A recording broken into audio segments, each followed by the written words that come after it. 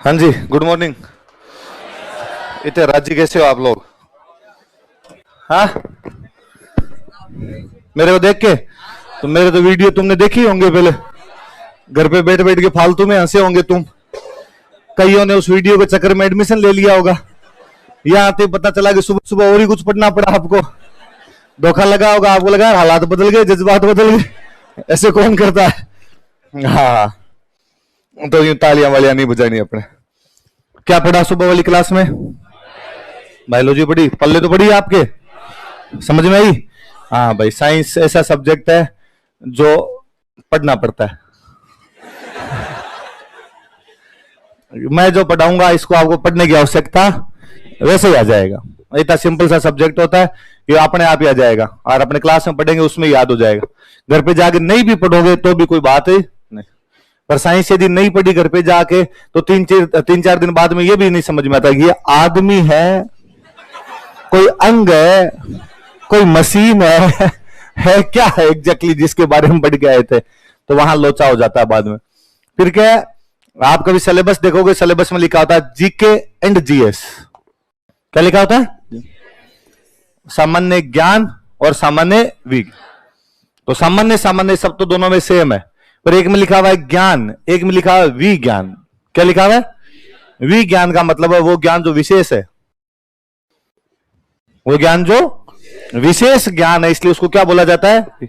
इसका मतलब वो विशेष लोग ही पढ़ सकते हैं या उसको पढ़ने के लिए विशेष योग्यता की आवश्यकता है। हर कोई आदमी उसको पढ़े, तो यदि उसको पढ़ने के लिए विशेष योग्यता की आवश्यकता है, यदि उसे विशेष लोग ही पढ़ सकते हैं, इसका मतलब वो बाकियों की तुलना में अलग चीज।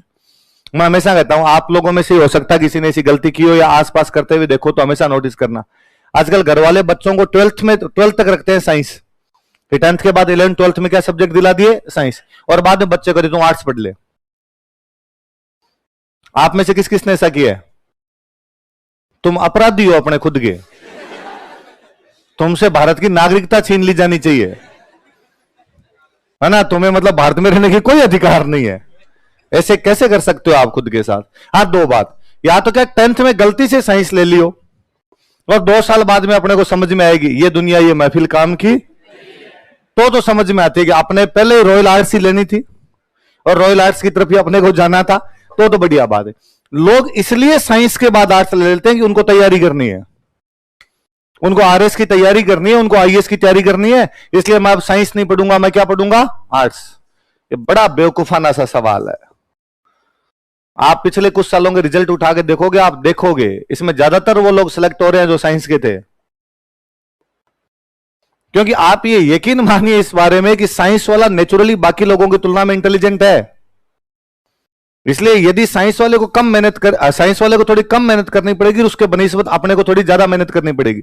इसलिए यदि किसी के पास में 11th 12th में साइंस रही है, आप लोगों ने चेंज कर ली होगी, प्लीज किसी को आसपास में ऐसा करते हुए देखो तो रोकना कि वो बीएससी करे, वो साइंस करे। क्योंकि आर्ट्स के सब्जेक्ट कभी भी कोई भी आदमी पढ़ सकता है, वो पढ़ने के लिए अलग से दिमाग लगाने की कोई भी आवश्यकता, साइंस पढ़ने के लिए दिमाग लगाना पड़ेगा।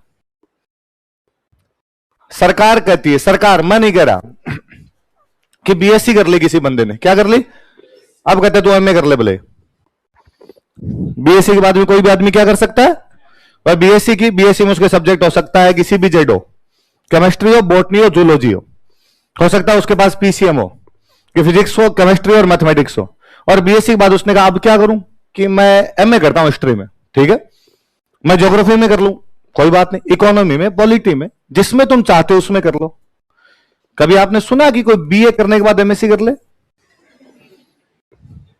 कि किसी ने बीए की हिस्ट्री, ज्योग्राफी और इकोनॉमी में और अब उसने कहा अब मैं फिजिक्स में एमएससी करता हूं? गवर्नमेंट अनुमति नहीं देती इसकी, क्योंकि विशेष ज्ञान है, हर कोई नहीं ले सकता। कैसा ज्ञान है वो?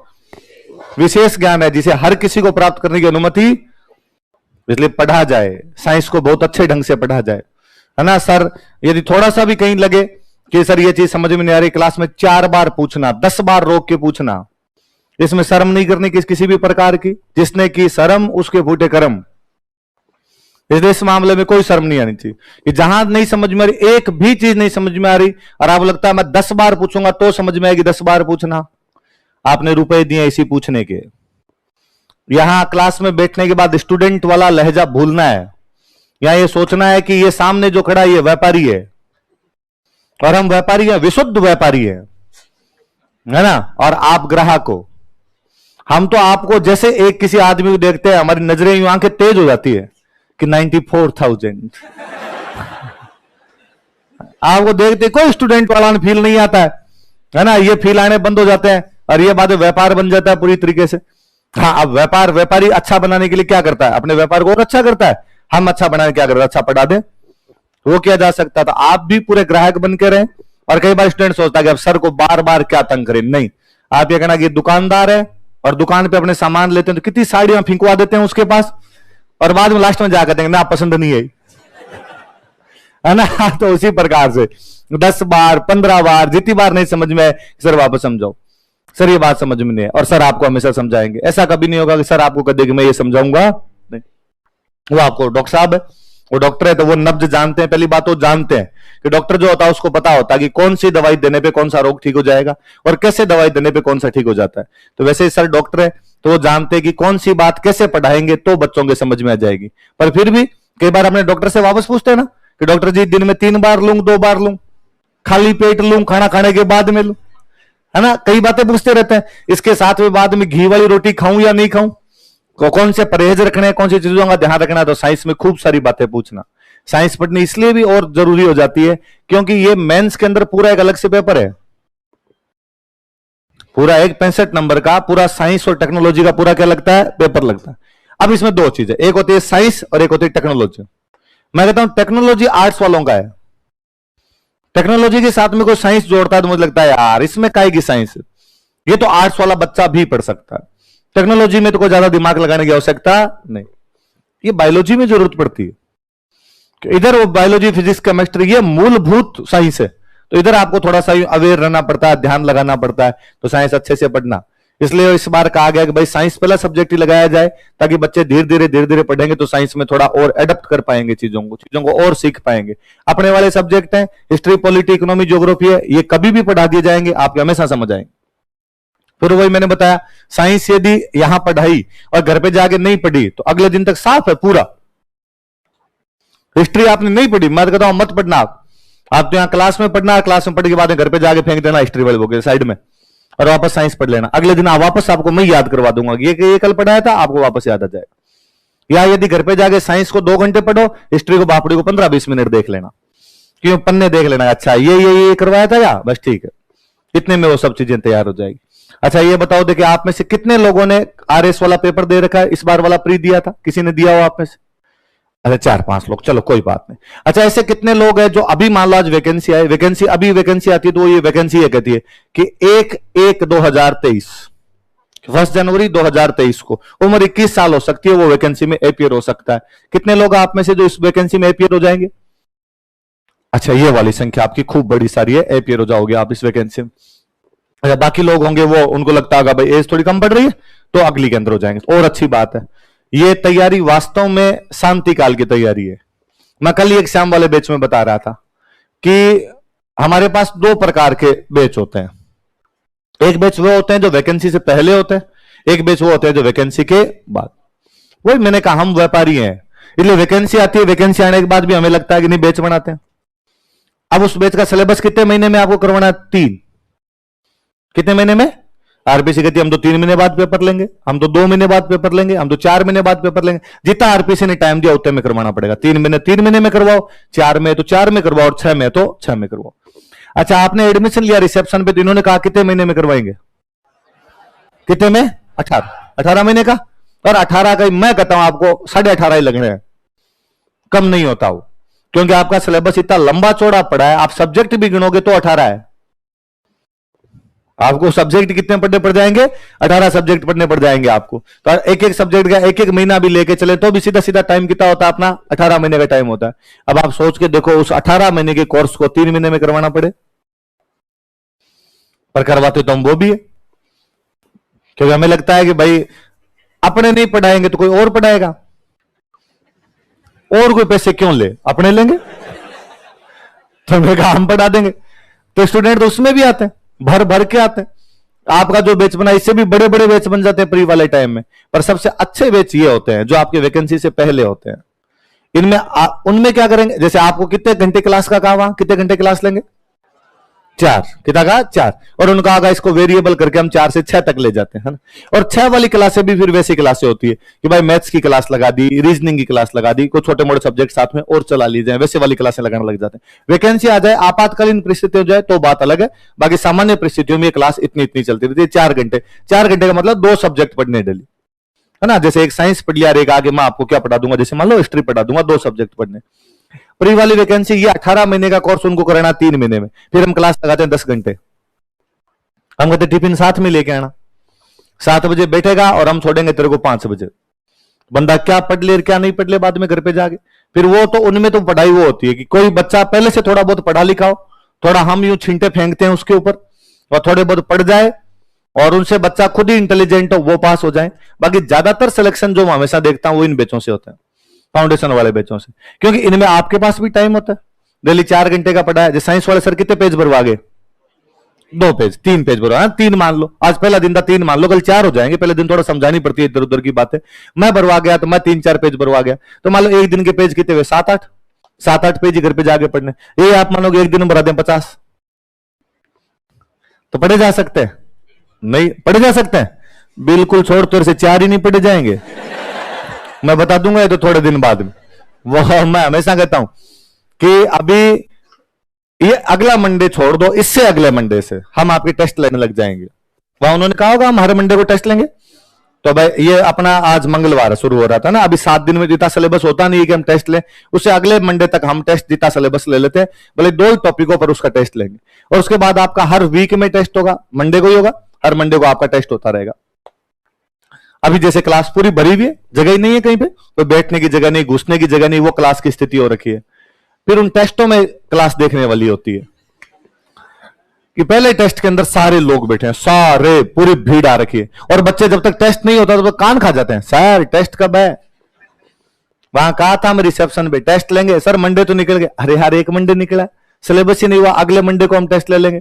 फिर अगले मंडे आता है, टेस्ट होता है। क्लास में मान लो आप बैठे हो 400 लोग, तो हम पेपर छपवाते हैं 400, तो पेपर जब हम बांटते हैं तब हमें लगता है कि पेपर तो बंटे 370, तो 30 लोगों के पेपर क्यों नहीं बंटे? तो कहा आए नहीं, तो हमें लगता है कि यार ये 30 लोग वो रहे होंगे जिनके एडमिशन थोड़े लेट हुए, कि मान लो हो सकता है किसी ने एडमिशन 2 दिन बाद में लिया, किसी ने 4 दिन बाद में लिया, तो उस बच्चे को लगा यार मेरे सिलेबस ही नहीं हुआ तो मैं पेपर कहां से दूं, तो पेपर देने नहीं आया, तो कोई बात नहीं, नेक्स्ट मंडे 2-3 मंडे जब निकलते हैं, फिर हम कहते हैं यार पेपर छापे थे 400 बंटे 300,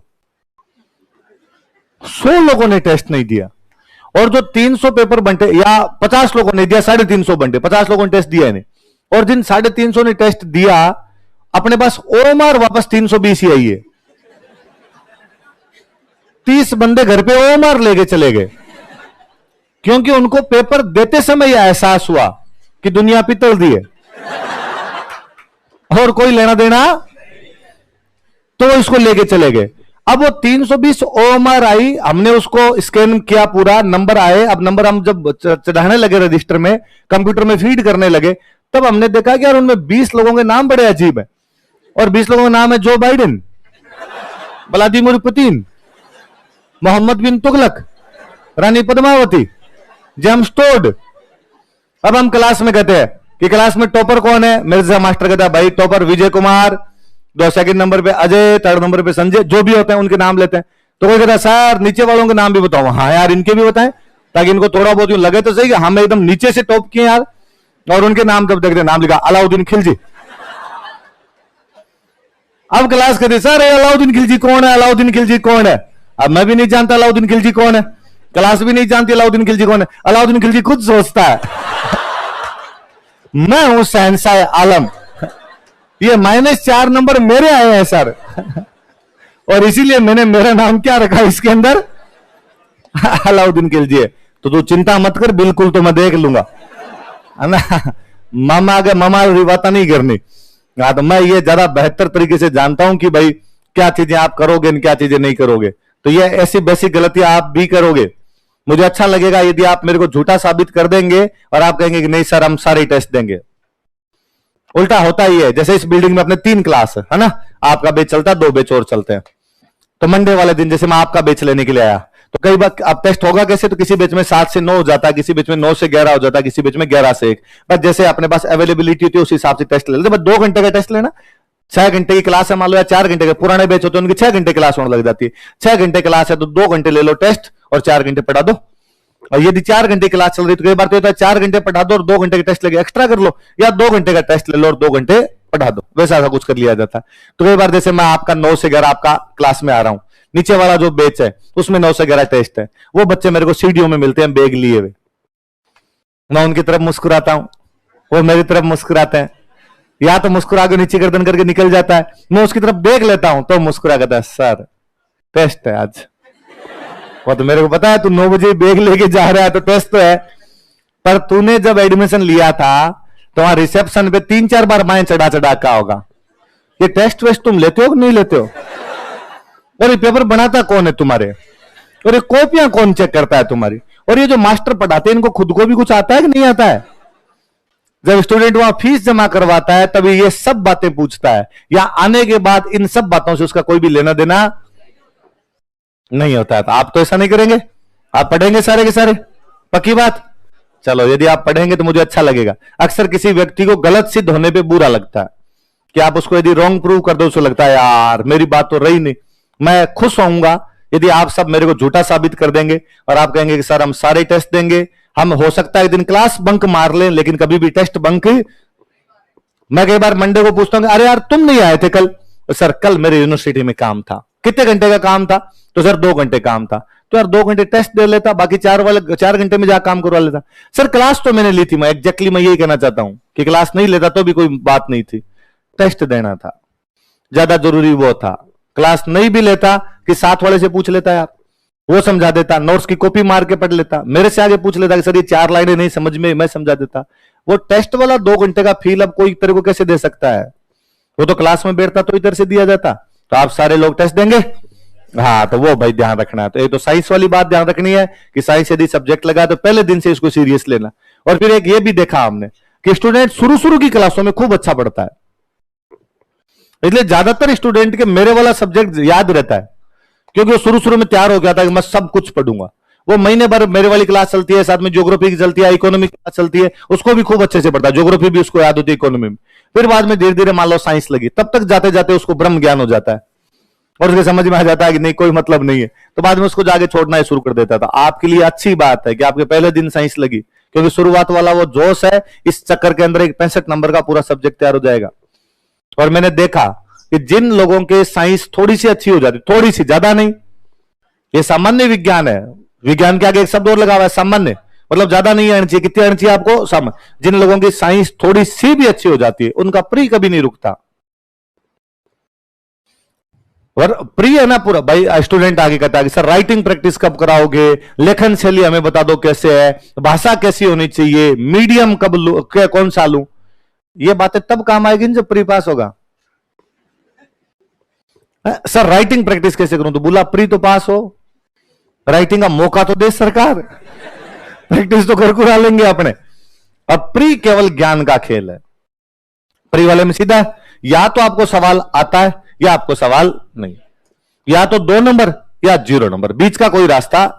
मेंस में तो है 5 नंबर का सवाल था, हो सकता है 1 के 5 में से 5 है, 1 के 5 में से 4 है, 1 के 3.5 है, 1 के 2.5 है, 1 का 1 वेरिएशन है ना, यहां कोई वेरिएशन नहीं। या तो आपको सवाल आ रहा है या आपको सवाल नहीं है। प्री में 200 नंबर का पेपर आता है। कितने नंबर का पेपर है, 200 नंबर का पेपर है प्री वाला जो पेपर है। 200 नंबर में 150 क्वेश्चन है। कितने क्वेश्चन है, 150 क्वेश्चन है। इस बार मेरिट गई थी 85। कितनी मेरिट गई थी, 85 के आसपास में मेरिट गई थी। मतलब यदि किसी बंदे के 64 क्वेश्चन सही हो जाए, कितने क्वेश्चन सही हो जाए, कितने में से, तो उस बंदे का प्री पास हो जाए। 150 में से आधे होते हैं तो कितने होते हैं, हाफ होते हैं तो कितने होते हैं, 75। मतलब हाफ भी नहीं, हाफ से भी 10 कम, 11 कम, 64 भी हो जाए तो उसका प्री क्या हो जाएगा, पास। इतना सिंपल सा फंडा होता है यदि कोई समझ ले तो, कि तो जिन लोगों को थोड़ी सी साइंस अच्छी हो जाती है, 20 सवाल सीधे सीधे साइंस के आते हैं, 20 सवाल आते हैं मैथ्स और रीजनिंग के। रीजनिंग तो हर किसी करोगे, आप जितने यहां पे बैठे हो आप सबकी रीजनिंग अच्छी है, रीजनिंग कभी खराब होती नहीं, और सर पढ़ा देते हैं उसके बाद आपकी और अच्छी हो जाती है। मैथ्स वाले में जरूर लोचा होता है, मैथ्स ऐसा सब्जेक्ट है जो यहां तो किसी को आता है या किसी को नहीं आता है, उसमें आपको थोड़ा पढ़ना पड़े। पर यदि कोई थोड़ा सा पढ़ ले तो उधर 20 में मैं कहूं 20 नहीं, पर 20 में से 15 तो करे, 14 तो करे, 13 तो करे, इतना तो करके साइंस में 20 सवाल आते हैं, 20 नहीं वे सारे, पर 15 तो इधर करे। मैं कहता हूं 13-14 सवाल इधर हो, 15 सवाल इधर हो, तो यह आंकड़ा कितना जाता है आपका 30। कितने सवाल हो गए थे आपने? 30 छोड़ो, आपने कह दो सर 26, 13-13 भी दोनों में हो तो कितने सवाल सही हो जाए आपके? 26। 10 सवाल आते हैं करंट के। कोई बच्चा अखबार पढ़ ले, डेली अखबार पढ़ ले, 10 सवाल आते हैं इकोनॉमिक सर्वे के, हम गारंटी देते हैं उसकी, उसमें तो एक भी गलत नहीं हो, सारे के सारे सही होंगे। कितने सही हो गए? 46। कितने कम पड़ गए? कितने कम पड़ गए? टोटल क्वेश्चन कितने हो गए? ये मैं कह रहा हूं कि 20-20 आते हैं तो 40 और 20 ये 60, मतलब 60 में से आपके कितने सही हो गए? 46। सवाल कितने आते हैं टोटल? 90। अब 90 सॉरी 150 में से 60 के पीछे कितने बचे? 90 में से कितने और करने? कोई बालाजी का नाम लेके एबीसीडी लगाए ना, है ना, यूं अकड़ बकड़ बम्बे बो अकड़ बकड़, तो 18 सवाल सही हो, तो गलत होने की संभावना नहीं हो। प्री पास करना इतना साधारण खेल है, पर स्टूडेंट वहां ध्यान ही नहीं देता जहां से स्कोर किया जा सकता है। स्टूडेंट ऐसी ऐसी जगह पे ध्यान देता रहेगा जहां पे स्कोर नहीं किया जा सकता। वो पूरी हिस्ट्री पढ़ मारेगा सब कुछ, वो ज्योग्राफी की चोटी चोटी घूम लेगा सारी, वो बड़ा सिलेबस है, वहां से ज्यादा पढ़ोगे कम आउटपुट है, या कम पढ़ोगे ज्यादा आउटपुट है। ये व्यापार है, हर जगह व्यापार है, हर उसको पूरी तरीके से कंपटीशन वाला खेल ही पूरा व्यापार है। ये भले हमारे लिहाज से पैसे कमाने का हो, आपके लिहाज से पढ़ने का हो, सब जगह दुकानदार की तरह नाप तोल के काम किया जाए तब तो पार पड़े, वरना पार नहीं। इसलिए साइंस जिन लोगों की अच्छी है, फिर इसमें क्या, इसमें लोचा है। साइंस वाले में क्या होता है, या तो कुछ बच्चों की अच्छी होती है थोड़ी, या कुछ बच्चों की इतनी अच्छी नहीं होती। जिनकी अच्छी नहीं होती वो वैसे सरेंडर करता है और कहता है यार अपने को तो आ ही नहीं सकती, अपने तो ज्योग्राफी पढ़ लेंगे, अपने तो हिस्ट्री पढ़ लेंगे, अपने तो इकोनॉमी पढ़ लेंगे। और जिनकी अच्छी होती है उनको फालतू की गलतफहमी होती है कि अच्छी है। उल्टे मैंने यहां देखे हैं कि आर्ट्स वाले बच्चों के साइंस में नंबर ज्यादा आते हैं, साइंस वालों के कम। घर को जोगी जोगुणों आन गांव रो सिद्ध, घर की मुर्गी दाल बराबर। वो उसको साइंस आती है इसलिए वो उसको सीरियस लेता ही नहीं, और उसको लगता है इसका तो क्या ही पढ़ना है, इसको तो मैं पढ़ लूंगा। और जिन चीजों को इस प्रकार सीरियस नहीं लिया गया उनमें कभी भी इतने अच्छे नंबर नहीं आते। तो आर्ट्स वाले तो आप तो राजी रहो कि आपके नंबर ज्यादा आएंगे साइंस में, और साइंस वालों तुम इस बात पे सावधान रहो कि तुम्हें ज्यादा पढ़ने की आवश्यकता है, तुम्हारे नंबर कम रहेंगे। मैं कभी लाऊंगा आपकी क्लास में। इस बार पिछला जो आरएस गया उसमें 32 रैंक है मनीषा चौधरी। वो मनीषा ने एक ही बैच में 5 स्टूडेंट एक साथ सिलेक्ट हुए, मनीषा, दिव्यराज जिसकी 38वीं रैंक है, ये दो तो टॉप 50 के अंदर ही थे। थोड़े लोगों की बाकी पीछे रैंक 117 रैंक है, एक कोई थोड़ा और पीछे 150 के आसपास रैंक है, थोड़ा और पीछे, पर वो 4-5 लोगों का ग्रुप था, सारे के सारे सिलेक्ट हो गए। एक पूरे ग्रुप का सिलेक्ट होना बड़ी बात होती है। वो अपने आप में उस ग्रुप स्टडी को भी दिखाता है कि यार ग्रुप स्टडी भी फ्रूटफुल होती है ना। ग्रुप स्टडी का मतलब ये नहीं व्हाट्सएप ग्रुप बना लो, है ना, कहीं उसका मतलब वो समझ लेते हैं भाई आप एक दूसरे को हेल्प कर लेते हैं कि भाई मैं तेरे को ये पढ़ा दूंगा तो ये पढ़ा दे। तो मनीषा ने क्लास के अंदर वो जब बच्चों को समझाने के लिए तो उसने बताया कि हमारा जो ग्रुप था उस ग्रुप में आर्ट्स की मई थी, बाकी वाले साइंस के थे, इंजीनियरिंग से थे या बीएससी से थे। हम दोस्त बन गए सारे। पहला टेस्ट हुआ, साइंस का कोई टेस्ट हुआ, और साइंस वाले टेस्ट में मेरे सबसे कम, इनके ज्यादा। स्वाभाविक बात है, ये साइंस के थे, इनके थोड़े ज्यादा आ गए, मेरे थोड़े कम आए। पर मुझे बात बहुत बुरी लगी उस दिन, और मैंने रूम पे जाके खूब सोचा कि ऐसा कैसे हो सकता है कि मेरे इनसे कम आए। अब मैं साइंस ही पढ़ूंगी, और मैंने खूब पढ़ी साइंस। फाइनल रिजल्ट में मेरे इन चारों से ज्यादा है। इसका मतलब आर्ट्स वाला बंदा भी साइंस में नंबर तो ला सकता है, ऐसी तो कोई बाधा नहीं है भाई इधर नंबर नहीं लाए जा सकते। इसलिए आर्ट्स वाले भी अपने यूं हथियार नहीं डालने की साइंस है। कई बार बच्चा सोचता है कि साइंस ही आती सर तो हम 11वीं में कौन सी साइंस नहीं लेते, नहीं आती थी, इसीलिए तो हमने 11वीं में छोड़ दी थी, हम हिस्ट्री इकोनॉमी की तरफ गए थे। वो ऐसे सब्जेक्ट हैं जिनको कभी भी पढ़ा जा सकता है, किसी भी प्रकार से पढ़ा जा सकता है, कभी भी शुरू किया जा सकता है। साइंस वाला सब्जेक्ट ऐसा है जिसको अभी साथ साथ में पढ़ोगे तो भी आपको तो ही आएगी, वरना आपको नहीं आएगी। तो ध्यान रखना इस बात का, हम पहले दिन सावचेत कर दूंगा आपको। और सुनो देखो, तो एक तो वो साइंस वाली क्लास होगी। आज अपने जो क्लास शुरू करेंगे वो करेंगे अपने राजस्थान का इतिहास। किसका इतिहास? सुनो देखो और बात पाऊं, ये जो मैंने बताया कि 150 सवाल आते हैं, इन 150 में से 60 राजस्थान के आते हैं। कितने राजस्थान के आते हैं? 60 सवाल सीधे सीधे राजस्थान के आते हैं। सर राजस्थान में क्या है? अब राजस्थान में खूब सारी स्ट्रीम है कि उसमें हिस्ट्री के भी आएंगे, कल्चर के आएंगे, ज्योग्राफी के आएंगे, पॉलिटी के आएंगे, इकोनॉमी के आएंगे, करंट के आएंगे और साइंस के आएंगे। तीसरे प्रकार आप में से कोई सवाल पूछ सकता है कि सर साइंस का तो कैसे आएगा राजस्थान में? साइंस तो पूरे दुनिया में एक ही, सेव नीचे ही गिरा था सब जगह। भाई ये थोड़ी है कि यहां वाला सेव ऊपर चला गया था, कि नहीं यहां ग्रेविटी जो ऊपर की तरफ लगेगी नीचे की तरफ लगेगी नहीं। पर फिर सरकार ऐसे सवाल पूछ लेती है। जैसे पशुपालन है, पशुपालन होता है एनिमल हस्बेंड्री, लाइफ स्टॉक जो होता है, तो पशुपालन के बारे में कोई सवाल आपसे पूछ लेगी कि भाई हाल ही में राजस्थान में पशुपालन के लिए एक कौन सी स्कीम लॉन्च की गई है? साइंस की स्कीम है, तो साइंस की स्कीम का सवाल पूछ ले। वो पूछ ले कि भाई अभी हमारे फसलों के अंदर और एक बीमारी आ गई थी, उस बीमारी के लिए कौन सी दवाई दी जाती है? तो दवाई किसका सवाल है? साइंस का सवाल, साइंस का सवाल पूछ। करंट आप जानते ही हो, सरकार के कोई बिल आए वो पूछ लिए, हमारे कौन से अधिकारी वगैरह कहां लगे हुए उनके बारे में कोई पूछ लिया, मुख्य सचिव कौन है, राज्यपाल कौन है, मंत्री कौन है वो पूछ लिया, हमारे खिलाड़ी जो है वो कहां कहां खेल के आते हैं उनके बारे में कोई सवाल पूछ लिया, हमारे कलाकारों के बारे में सवाल पूछ लिया। तो ये सारी बातें किसमें आ जाए? इकोनॉमी का तो मतलब इकोनॉमिक सर्वे। राजस्थान का जो इकोनॉमिक सर्वे होता है, बजट से पहले हर सरकार अपना एक सर्वे जारी करती है। बजट तो यह कहता है अगले साल क्या करेंगे, सर्वे कहता है पिछले साल क्या किया था। बजट तो क्या कहता है? अगले। देखो आप बजट आता तब यह था ना, सरकार ने की घोषणाएं, तो घोषणा आगे की होती है पीछे की होती है? आगे की। तो बजट का तो मतलब है अगले साल क्या करेंगे। सर्वे का मतलब है, सर्वे तो कोई चीज हो चुकी उसी का होगा ना, कि अभी हम सर्वे करने जा रहे हैं, कितने बच्चों ने 10वीं कर ली, इसका मतलब 10वीं कर चुके हैं वो, तो पीछे वाली बातें तो सर्वे में आएगी, आगे वाली बातें किसमें आएगी? बजट। तो वो सर्वे आता है इकोनॉमी में।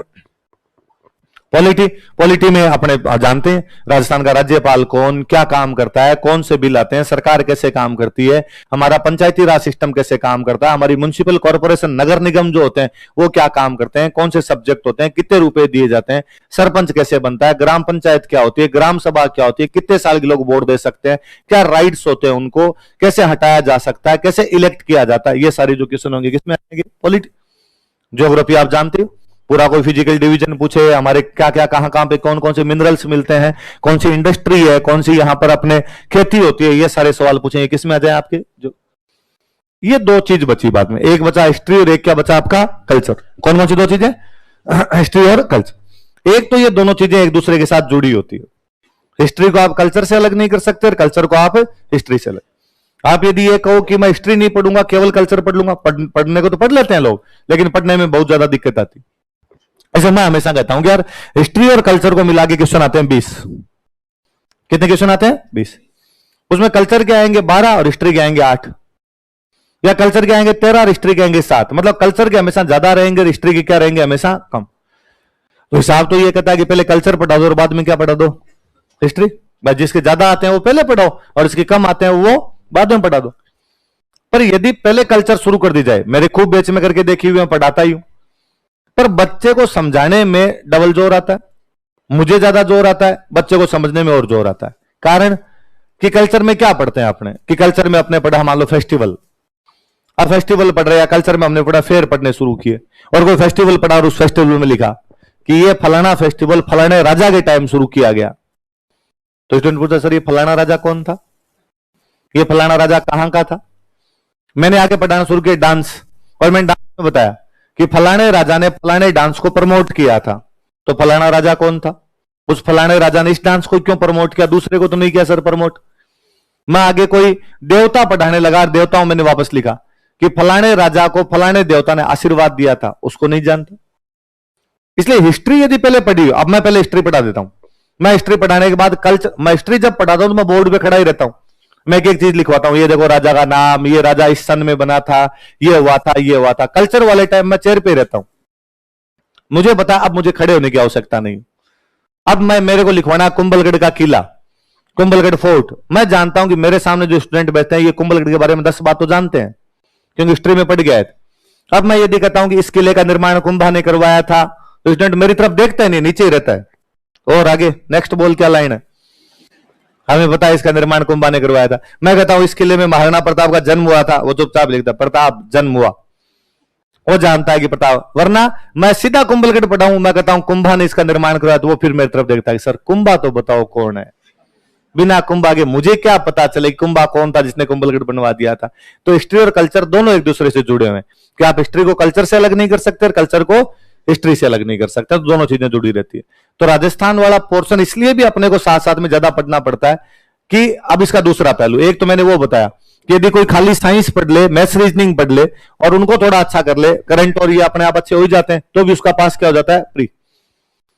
इसका दूसरा पहलू है, कोई केवल राजस्थान पूरा तैयार कर ले, पूरा कितने क्वेश्चन आते हैं, कितने क्वेश्चन है। मैं नहीं कहता 60 के 60 सही हो जाएंगे, नहीं होते। 60 के 60 सही हो जाते तो आप कहते सर यहां क्यों आते, बाद में हम आरपीसी बन जाते खुद ही। 45 तो वो सेम बात है, 20 सवाल दूसरी जगह से करने। अब 20 सवाल 10 करंट के और 10 किसके बचे आपके, इकोनॉमिक सर्वे के, प्री पास। कोई साइंस पढ़नी, कोई मैथ्स पढ़नी, कोई रीजनिंग पढ़नी, प्री पूरी तरीके से मैनेजमेंट का खेल है। आपका मैनेजमेंट क्या कहता है उस पर। मैंने खूब सारे बच्चों को देखा है जो इतना पढ़ते हैं, इतना ज्यादा पढ़ते हैं, उसके बावजूद प्री फेल हो जाते हैं। मैंने खूब सारे बच्चों को देखा है जो बिना प्री पास कर लेते हैं। मेरे एक साथी है प्री में, मैंने अभी बताया आपको कि मेरिट गई 85 नंबर, कितनी गई, और ये 85 इस बार हाईएस्ट थी। आज दिन तक 85 गई नहीं, कि मेरिट हमेशा जाती है 78, 72, 67, 200 में से। और मेरे वो एक मित्र उनके नंबर आते हैं प्री में 131, 131, 138, 128, मतलब 120 से ऊपर ऊपर रहे लोग, पास हो रहे हैं 70 नंबर पे। यूं वो हो रहा है कि सर 70 आएंगे कि नहीं आएंगे, मेरी तो 72 चली जाएगी, 72, मेरे तो सर 71 ही बन रहे हैं। उनको हम पूछते कि नंबर कितने आ रहे हैं, तो ये मुस्कुरा कहते कि जितनी तुम्हारी मेरिट जाएगी उससे 50 ज्यादा मेरिट जाएगी उससे। आप तू बता दे मेरिट कितनी जा रही है, तो यार मुझे लगता है मेरिट 75 तो चली जाएगी। उसने कहा आपने 125 है, तेरी जितनी मेरिट जाएगी उससे 50 ज्यादा लेके आएंगे। कारण कि इंजीनियरिंग के स्टूडेंट है, मैथ्स रीजनिंग अच्छी है, बाकी वाले सब्जेक्ट थोड़े और पढ़ लिए अच्छे से, इसलिए प्री में तो मतलब उनका वो है कि मुझे 12 महीने किताब मत दो, बंद रखो कमरे में। प्री वाले पेपर से पहले 7-8 दिन करंट पढ़ लेने देना, या 2-3 दिन करंट पढ़ लेने देना, फिर नंबर 100 से ज्यादा ही आएंगे। 100 से कम कभी नंबर नहीं आएंगे, क्योंकि इनमें मेरे को कॉन्फिडेंस है कि मेरे वाले सब्जेक्ट मेरे सही हो ही जाएंगे, बाकी वाले अब अपने इतने पढ़ चुके हैं कि बाकी वालों में अपने आप ही नंबर आ जाएंगे। पर उनका मैनेजमेंट है, उनको पता है कहां से कितनी चीजें पढ़नी है और कितनी चीजें पढ़नी नहीं। कई बार एक तो स्टूडेंट कई बार ये लग जाता है कि 150 सवाल आते हैं, मेरे को 150 की तैयारी करनी है। न तो हो सकती है और ना ही की जा सकती। मैं हमेशा देखता हूं, एक पेपर आया, उस पेपर में मान लो राजस्थान के वो 100 क्वेश्चन थे एक पेपर में, और 100 क्वेश्चन में से किसी बच्चे को 94 क्वेश्चन नोट्स में मिल गए। कहां मिल गए, 94 किस में मिल गए, नोट्स में। कोई वैल्यू नहीं, उसको उन 6 के उत्तर जानने हैं जो नोट्स में नहीं है। उसकी पूरी दुनिया उन 6 क्वेश्चन पे टिकी हुई है। वो उन 6 क्वेश्चन के पीछे दिन रात एक किए घूमता है, यार ये तो नोट्स में ही नहीं, फिर इन नोट्स का मतलब ही क्या है, फिर इन नोट्स को साइड में फेंकता है। और वो 6 क्वेश्चन कहां मिलेंगे, वो भले उसके लिए 6 किताब पढ़नी पड़े, वो पढ़ेगा। उसने कहा नहीं सर 6 क्वेश्चन बाहर से आए थे। अरे 94 इसके अंदर थे, और इसकी मेरिट 50% जाती है, एग्जाम की मेरिट 60% गई है। मतलब 94 में से तू 60 सवाल कर लेता तो भी तेरा प्री पास हो जाता, या जो भी एग्जाम था वो पास हो जाता। तो ये भी हमेशा ध्यान रहे कि हम क्या पढ़ते हैं, उसको कितना पढ़ना है और कैसे पढ़ना है। जब तक हम ये नहीं जानते तब तक कंपटीशन पास नहीं होते। मैं और बताऊं, यहां हम जितने सब्जेक्ट पढ़ाएंगे, मान लो मैं हिस्ट्री पढ़ाऊं, सर साइंस पढ़ाए, आगे कोई सर इकोनॉमी पढ़ाए, मैम आएंगे आपको ज्योग्राफी पढ़ाएंगे। आप इसको यूं समझिए कि मैं जैसे हिस्ट्री पढ़ाऊंगा तो मैं वास्तव में आपको हिस्ट्री सब्जेक्ट नहीं पढ़ाऊंगा, कोई ये समझे कि मेरे से हिस्ट्री पढ़ के और किसी को पूरी हिस्ट्री आने लग जाएगी तो गलतफहमी है। मुझे नहीं आती तो उसको कहां से आएगी? तो फिर क्या पढ़ाते हैं कोचिंगों के अंदर? हम पढ़ाते हैं पुराने आए हुए क्वेश्चन या वो क्वेश्चन जिनके आने की संभावना है। ये केवल और केवल क्वेश्चन आंसर का खेल है। मैं आपको पढ़ाने से पहले पुराने पेपर देख के आरपीसी के सारे, और मुझे लगा पुराने पेपर में ये क्वेश्चन बने हुए, तो मेरा पूरा फोकस रहता है कि ये क्वेश्चन इनको वापस पढ़ा दो। और साथ में मुझे कई बार पढ़ते टाइम लगता है कि यार ये पूछा ना तो इसके जैसा ये भी पूछ सकते हैं, थोड़े से ये लिखा दो। 80% पुराने क्वेश्चन, 20% थोड़ी नई चीजें। केवल ये कोचिंगों का खेल इतना ही है। नोट्स का खेल केवल और केवल ये होता है, और यही चीज आरपीसी में आती। अपने को भी वास्तव में मतलब उस सब्जेक्ट का मास्टर बनना है या उस कंपटीशन को पास करना है? कंपटीशन को पास करना है तो jack of all trade master of none. Jack को थोड़ा थोड़ा सब आना चाहिए, जैक को किसी भी सब्जेक्ट का मास्टर नहीं बन। कई बार स्टूडेंट आगे कहता है कि सर इसको डेप्थ में पढ़ने के लिए क्या करूं? तो खड्डा खोद के पढ़ ले। नहीं सर बुक बताओ, उससे क्या पढ़ो? दो तो नहीं पढ़नी है। क्यों जाना है डेप्थ में? डेप्थ में जाना है किसी को तो एमए करे, एमफिल करे, पीएचडी करे। इतना डेप्थ में जाएगा जिसकी हद नहीं है। हाँ, लेक्चरर बनेगा, आगे और लोगों को डेप्थ में लेके जाएगा बाद। या पेपर पास करना, ये क्या प्री पास, ये क्या मेंस पास, ये इंटरव्यू दिया, ये सिलेक्शन हुआ। बाद में इन किताबों के हाथ नहीं लगाना, फेंकनी है साइड में। तो पेपर जितने से पास हो सकता है उतनी चीजें पढ़ ली जानी चाहिए। आई बात समझ में? तो राजस्थान वाला पोर्शन मैंने बता दिया क्या उपयोगिता रखता है अपने आप के अंदर। ये प्री पास करवाने का सबसे बेहतरीन तरीका है कि कोई इसको बहुत अच्छा से करे इस पूरे पोर्शन को तो प्री इजी पास हो जाता है। उधर वाला पोर्शन को अच्छा सा और चार कर ले और अच्छा पास हो जाता है। मैं चाहूंगा आप दोनों को अच्छा कर लें क्योंकि आपके पास पूरा टाइम पड़ा है। ये अक्सर वे बच्चे जो प्री के बाद आते हैं पूछते हैं मेरे से, सर मेरे को ऐसा तरीका बता दो जिससे प्री पास हो जाए। तो मैं ये तरीके बता देता हूं। मैं आपको चाहूंगा आप साइंस भी अच्छी सी पढ़ें, ये अच्छी सी पढ़ें, ताकि मैं अगली बार जब आपसे पूछूं कि आपके नंबर कितने आ रहे हैं तो आप मुझे वापस मुस्कुरा कहो कि सर कट ऑफ से 50 ज्यादा, या सर हमारे जितने आ रहे हैं उससे 50 कम कर लो, उतनी तुम्हारी कट ऑफ है। बाकी वाले उतने पे पास होंगे जितने से मेरे से 50 उनके कम होंगे, तब तो बात मजे की है। वरना कि आप मेरे से आगे पूछोगे मेरिट कितनी जाएगी और मैं कहूं यार मुझे लगता है ये 85 से 90 के बीच जाएगी, 4-5 नंबर बढ़ जाएगी, यार पेपर सिंपल आया था। तुम्हारे कितने बन रहे हैं? और तुम मेरे कहोगे सर 86 है, पर वो एक सवाल थोड़ा सा लोचा है। आपके आंसर की में यार मेरे हिसाब से ये, क्योंकि आपको तो हिसाब इसलिए लगा रहे हो ताकि 86 में पहुंच जाओ। आदमी अपने जीव को भी तो राजी रखना चाहता है। तो अगर वो हटा दूं तब तो 84 है और वो जोड़ लूं तो 86 है। तो मेंस की तैयारी करूं या ना करूं? सर के पास क्या जवाब बचे? सर ही बाद में टाबर को राजी रखे तो सर कहते कर ले एक बार तैयारी। यदि 85 गई तो हो जाएगा, और नहीं भी गई, ऊपर चली गई 86 चली गई 87 नहीं होगा तो पढ़ाई अगली बार काम आ जाएगी। पढ़ाई कभी व्यर्थ नहीं जाती, तो पढ़ाई तो कर ले कम से कम। तो पर उस स्टूडेंट से अगले 1.5 महीने तक जब तक मेंस प्री का रिजल्ट नहीं आता उस बंदे से पढ़ाई नहीं होती। उसके मन में यही रहता है 87 जाएगी, फिर वो थोड़ी देर बाद वापस कहता है ना ना 84 ही जाएगी। मैंने उन सर, वो सर राजवीर सर थोड़ी ज्यादा बताते हैं मेरिट, उन सर से पूछा था, उन्होंने कहा 82 जाएगी। तो उसके फेवरेट सर कई दिन तक वो रहते हैं दूसरे वाले 82 वाले, या मैं 82 बता दूं तो मैं फेवरेट सर रहता हूं बाद में उनका कई दिनों तक। ये हो ही नहीं। आप आके ये कहो कि नहीं सर अपने तो 120 आ रहे हैं, 125 आ रहे हैं, तब तो देखो फाउंडेशन बेस का मतलब निकलेगा। तब तो आप इस बात के लिए घर वालों को लाख लाख थैंक यू बोलो कि घर वालों ने आपको उस टाइम भेजा जब वैकेंसी नहीं है। अक्सर घर वाले अपने बच्चों को तैयारी के लिए तब भेजते हैं। भाई नॉर्मली स्टूडेंट यदि घर वालों को कहे कि मुझे आरएस की तैयारी करनी है तो घर वालों का पहला सवाल क्या होता है? वैकेंसी आ गई? तो ना वैकेंसी इतनी है तो वैकेंसी आने दे, बाद में कोचिंग कर लेना, यही होता है नॉर्मल सवाल, यही होता है। पर यदि आपके घर वालों ने आपसे नहीं पूछा और आपको यहां भेजा है कि नहीं तू पहले से जाके तैयारी कर, ये बहुत अच्छी बात है कि अपने पहले से अच्छी तैयारी कर रहे हैं। पढ़ाई वही है जो शांति काल में होती है, युद्ध काल में तो मारा मारी है। वैकेंसी आने के बाद में यदि कोई पढ़ाई शुरू करता है तो फिर मारा मारी करता है अपने आप। शांति काल में कोई जितना पसीना बहाता है युद्ध में उसका खून कम बहता है। शांति काल में कोई जितना ज्यादा पसीना बहाता है युद्ध काल में उसका खून उतना ही, उसकी प्रैक्टिस इतनी अच्छी होती है कि उसको युद्ध जैसा लगता ही नहीं। वो लगता है डेली खेलते हैं वैसे यहां पे खेल लेंगे। तो मैं यहां देखता हूं वे बच्चे जो यहाँ पे सिंसियर ढंग से सारे टेस्ट दे देते हैं, सारे टेस्ट दे दिए कि भाई 18 महीने की कोचिंग, 18 महीने में एक महीने में कितने मंडे आ गए? 4, 2-3 मंडे बीच में छोड़ छाड़ दो कि छुट्टियां उटियां आ जाएगी। 18 महीने के सीधे सीधे मंडे निकालो तो मंडे होते 72। 72 मैं कहता हूं मान लो 10 भी मंडे खराब हो गए, यदि कोई छुट्टियां आ गई, दिवाली की छुट्टी आ गई, होली की छुट्टी आ गई, उनमें अपने टेस्ट नहीं दे पाए, तो भी 62 टेस्ट हो गए। बहुत होते हैं यार 62 टेस्ट। 62 टेस्ट तो क्लास के दौरान हो गए। बाद में जब प्री की वैकेंसी आती है तो उसके लिए अलग से टेस्ट सीरीज और चलाते हैं कि लो थोड़े और दो यार, प्रैक्टिस और करो। बंदा 10-15 वो दे गया, इतने में टेस्ट दे लिया उसने 70-80 टेस्ट का मतलब उसका इतना वो कॉन्फिडेंस बढ़ा हुआ है कि वहां वाले पेपर को देखकर उसे लगता है ठीक है यार, जैसे 80 टेस्ट वहां दे रहा था यहां दे लूंगा, वहां पे इतने टेस्ट लिखे थे यहां पे दे लिए। और जिन बच्चों के टेस्ट नहीं दिए हुए होते हैं, जो सीधा वहां जाकर ही होते हैं ना, कहते सर परफॉर्म वही करेंगे डायरेक्ट, दूझता है।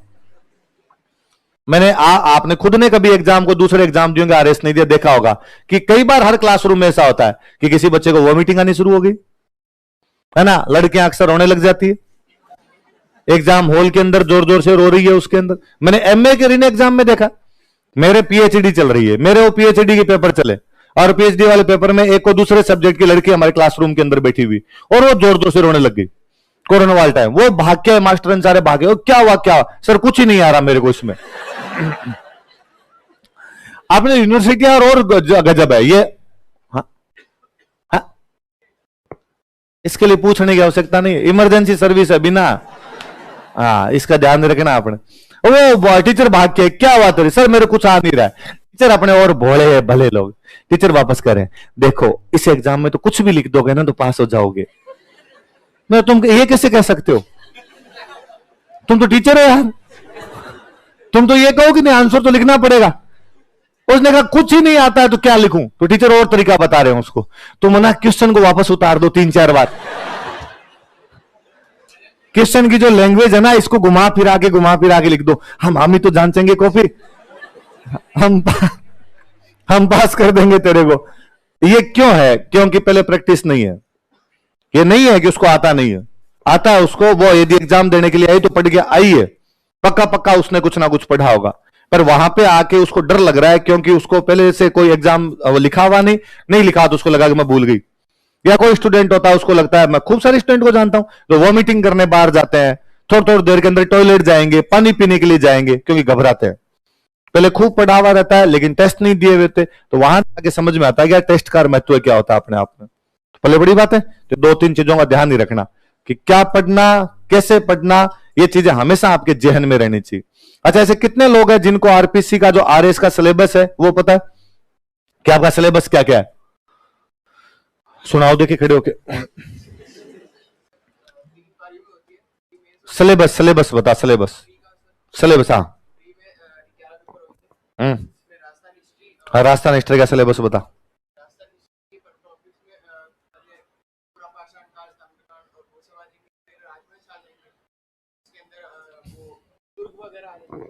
पढ़ के नहीं आया? हाँ तो ऐसे याद होने चाहिए, मैंने इसीलिए खड़ा किया। सिलेबस बैठ जा, कोई बात नहीं, शाबाश। सिलेबस एग्जैक्टली सबको याद होना चाहिए। वे लोग जिनको सिलेबस याद रहता है वो बाकी लोगों की तुलना में साइकोलॉजिकल लीड रखते हैं। आज घर पे जाके सबसे पहला काम यह करना है, आपका जो साइंस वाला रजिस्टर उसके पहले पन्ने पे पूरे साइंस का सिलेबस एग्जैक्ट लिखा होना चाहिए। मेरे वाला जो रजिस्टर बनाओगे उसके पहला पन्ना खाली छोड़ देना, उस पर पहले पे सिलेबस लिखना पूरा जाके, जैसा आरपीसी ने लिख रखा उसकी साइड से कॉपी पेस्ट मारना, अपनी तरफ से कुछ नहीं कि पहले ये है बाद में ये। उससे क्या होता है, जब आप पढ़ते हो तो अब आपको ये तो पता रहता है कि क्या पढ़ लिया और क्या पढ़ना है। और सबसे बड़ा तो ये है कि मास्टर जो पढ़ा रहा है वो काम का है कि नहीं। वरना कई बार तो बच्चों को मास्टर पढ़ा के चल जाता है, बच्चे को ये पता ही नहीं चलता कि सही पढ़ाया था कि नहीं पढ़ाया था। मैं अक्सर वो क्लास में एग्जाम्पल देता हूं। एक बार हमने बीच में कोई फर्स्ट ग्रेड के बैच बना लिए, कोई पुराने हमारे बच्चे थे, उन्होंने कहा कि सर हमें तो मास्टर जी बनना है और हमें पढ़ाओ।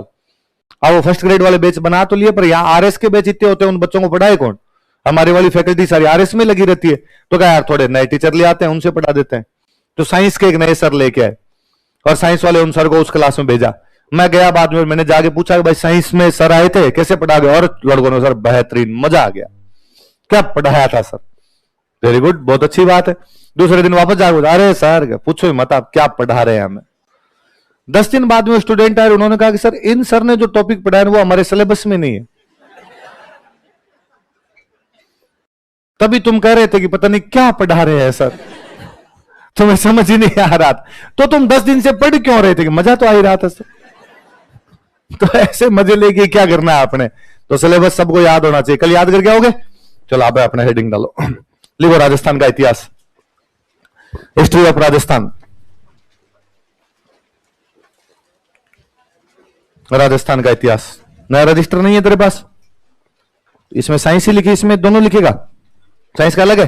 हाँ फिर शाबाश, ठीक है। राजस्थान का इतिहास, हिस्ट्री ऑफ राजस्थान। हाँ एक और बात बताऊं मैं आपको। अक्सर आप में से खूब सारे स्टूडेंट ऐसे होंगे जो थोड़ा ज्यादा दिमाग लगाते हैं, कहेंगे यहां पे तो लिखूंगा रफ में और घर पे जाके करूंगा फिर। ये 8वीं क्लास नहीं है, जो होगा वो यही होगा। घर पे जाके केवल पढ़ाई करनी है, इसके अलावा रफ फेर का कुछ ही नहीं है। ये लिख लिख के पोथे नहीं भरने। आपकी जिंदगी का उद्देश्य ये नहीं होना चाहिए कि जमा जमा के नोट्स बनाऊंगा और अगली पीढ़ी के काम आ जाएंगे बाद में, है ना। कईयों को ये रहता ही है कि नहीं सर सुंदर सुंदर जमा जमा के नोट्स लिखने हैं, जैसे जिस राइटिंग में लिखे जाए उसमें लिख लो। अच्छा कईयों को ये रहता है कि सर हमारी राइटिंग खराब है, वो ज्यादा राजी हुई है। जिन लोगों की राइटिंग खराब है उनके नंबर ज्यादा आते हैं, क्योंकि आरपीसी को समझ ही नहीं आती क्या लिखा हुआ है। बेनिफिट ऑफ डाउट नाम की भी चीज होती है। मैंने ज्यादातर लोगों के राइटिंग खराब वालों के नंबर अच्छे देखे हैं, इसलिए लोड नहीं लेना इतना। और जिनकी राइटिंग अच्छी है उनकी भी पेपर में खराब हो जाएगी, क्योंकि इतने ज्यादा लिखना पड़ता है कि लास्ट तक जाते जाते तो आपका हाथ ही दर्द करने लग जाता है, और लास्ट में जाते जाते सबकी राइटिंग खराब ही हो जाती है। राइटिंग अच्छी बुरी से ज्यादा इस बात पे ध्यान दिया जाए कि अशुद्धियां ना करो। कोई फर्क नहीं पड़े राइटिंग कैसी है कैसी नहीं है, अशुद्धियां नहीं होनी चाहिए।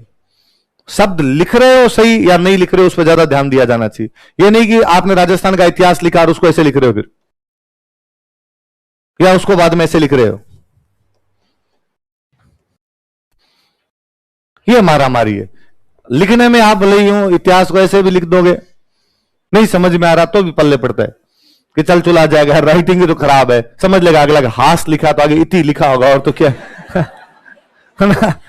अगला थोड़ा दिमाग लगा लेगा, फूटे अगले के पढ़ना उसको, आपको थोड़ी पढ़ना है, आपको लिख के आना पढ़ बुढ़ा लेगा अपने आप।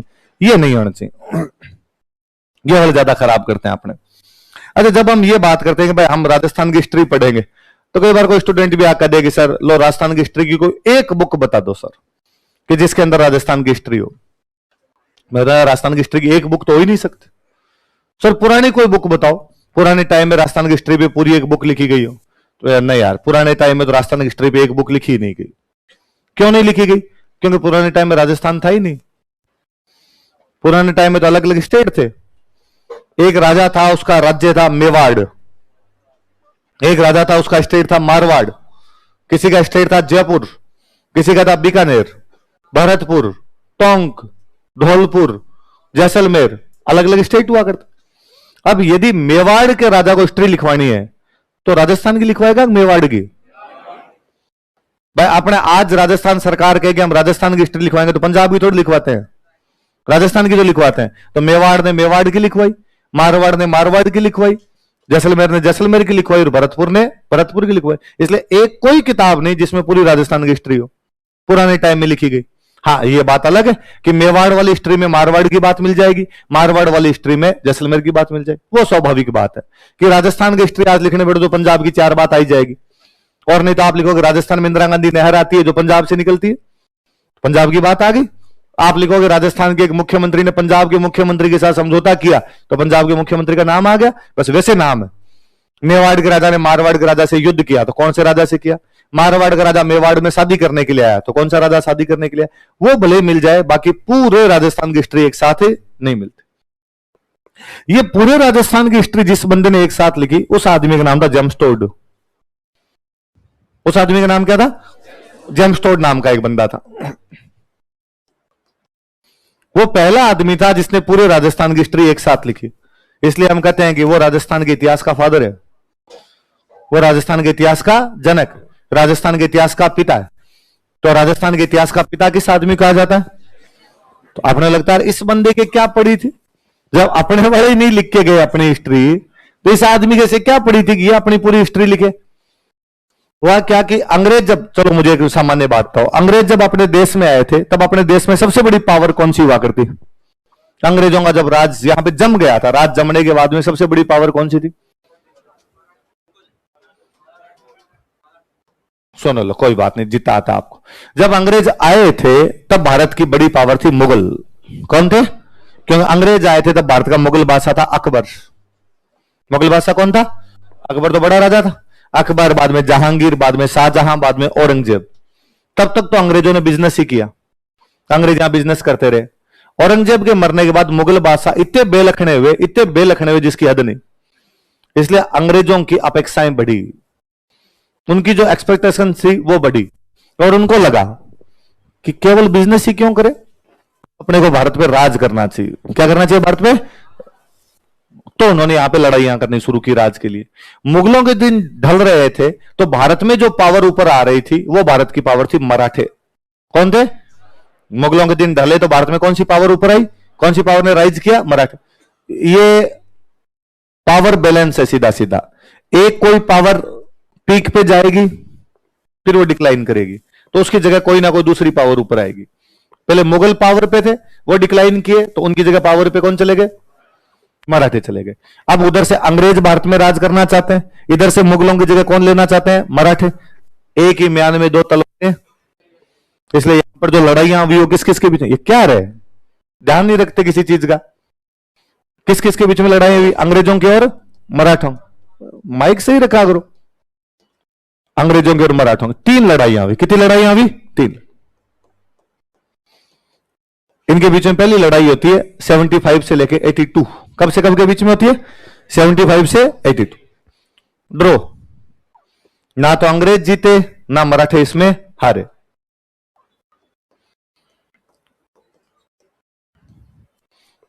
अगली लड़ाई कब होती है? 1803 से लेके 1806। अंग्रेज जीत गए। कौन जीत गए? इस बार जब अंग्रेजों के और इनके बीच में लड़ाई हुई तो अंग्रेजों की लड़ाई होती है यूपी के आसपास। कहां पे होती है? यूपी के टच करते हुए अपने दो स्टेट पड़ा करते थे। एक स्टेट था अलवर, एक स्टेट था भरतपुर। कौन कौन से दो स्टेट थे? अलवर और भरत। अब यदि अलवर भरतपुर के आसपास में अंग्रेज और मराठे लड़ेंगे तो अंग्रेजों ने अपने अलवर भरतपुर से बातचीत की, और अलवर भरतपुर वालों, हमारी मराठों के साथ लड़ाई चल रही है और इस लड़ाई में तुम किसके साथ हो? तुम मराठों के साथ जाओगे हमारे साथ, और अपने अलवर भरतपुर दोनों ने कहा तुम्हारे साथ। इसलिए अपने अलवर भरतपुर वाले दोनों अंग्रेजों के साथ में संधि कर लेते हैं 1803। कब संधि कर लेते हैं? पहले भरतपुर वाले संधि कर लेते हैं, बाद में संधि कौन कर लेते हैं? अलवर। तो अंग्रेजों के साथ पहला संधि करने वाला अपना राज्य कौन सा था? भरतपुर। बाद में संधि करने वाला राज्य कौन सा था? अलवर। कब संधि कर ली इन्होंने? किससे? किसके खिलाफ? इसका मतलब अपने वाले मराठों से तंग है।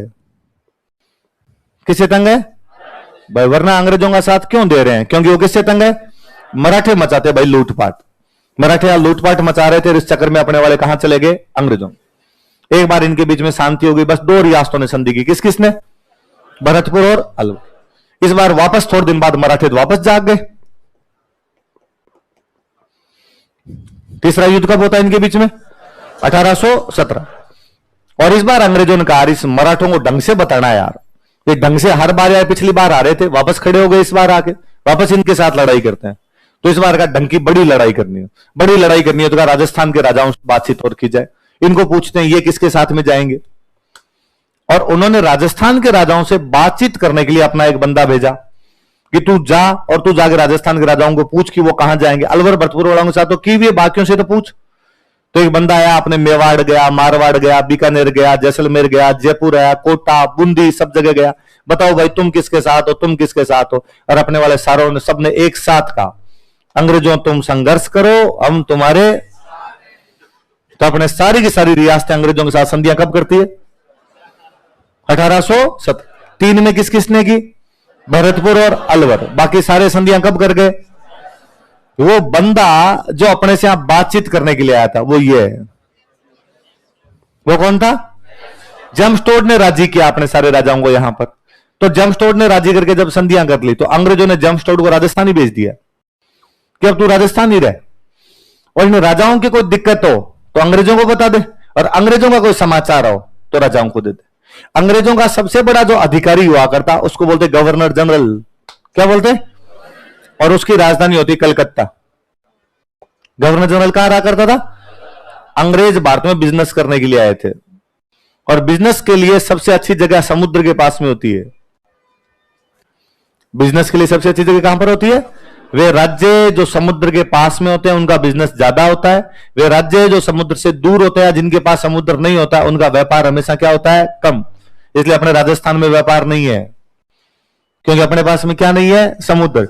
भारत में आप देखना कि बिजनेस कहां कहां होता है। गुजरात, महाराष्ट्र, कर्नाटक, केरल, तमिलनाडु, आंध्र प्रदेश, उड़ीसा, बंगाल।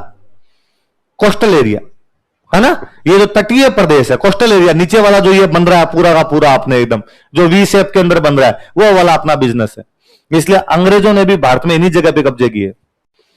अंग्रेजों ने वहां वहां कब्जे किए थे जहां जहां पैसे मिल सकते थे। वो पूरे व्यापारी थे, अपना सपना मनी मनी। तो या तो उन्होंने वहां कब्जा किया जहां बिजनेस था। इसके अलावा पैसा और कहां से आ सकता है? खेती। तो पंजाब पे कब्जा किया, पंजाब में खेती।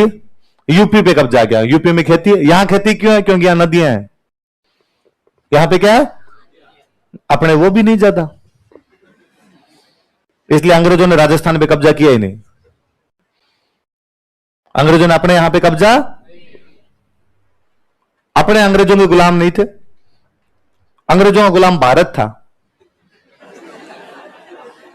और हम भारत में आते नहीं थे। हम भारत में आए आजादी के बाद। हम भारत में कब आए हैं? आजादी तक अपना भारत से कोई लेना देना नहीं था। आजादी तक भारत दो प्रकार का हुआ करता। एक वह भारत जहां पर अंग्रेजों का कब्जा था, इसको बोलते ब्रिटिश इंडिया। क्या बोला करते? एक वह भारत जहां राजाओं का कब्जा था, इसको बोलते प्रिंसली स्टेट। क्या बोला करते? Princely state. तो ब्रिटिश इंडिया मतलब जहां अंग्रेजों का कब्जा है, प्रिंसली स्टेट जहां पे किसका कब्जा है? राजाओं। और अपने प्रिंसली स्टेट थे, अपना अंग्रेजों से कोई भी लेना देना। इसलिए आपके राष्ट्रगान में बाकी सबका नाम है, आपका नहीं है। आपके राष्ट्रगान में आपको छोड़ के सबका नाम है। पंजाब, सिंध, गुजरात, मराठा, द्राविड़, उत्कल, बंगा। आप कहां हो? नहीं है आपका नाम, क्योंकि आप भारत में नहीं थे। यह राष्ट्रगान 1911 में लिखा गया। 1911 में आप भारत में आते ही नहीं थे। 1911 में भारत में नहीं आते तो क्यों लिखेंगे? 1911 में सिंध भारत में आता था, अब नहीं आता। अब सिंध पाकिस्तान में है। अब सिंध कहां पे है?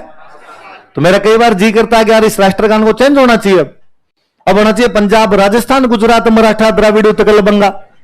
सिंध हटा दो यार, जब सिंध अपने आता ही नहीं, हमारा नाम जोड़ो। फिर लगता है कि नहीं यार, राजस्थान त्याग की भूमि है, हमने त्याग किया हमेशा। तो हमने कहा कोई नहीं, नाम का त्याग।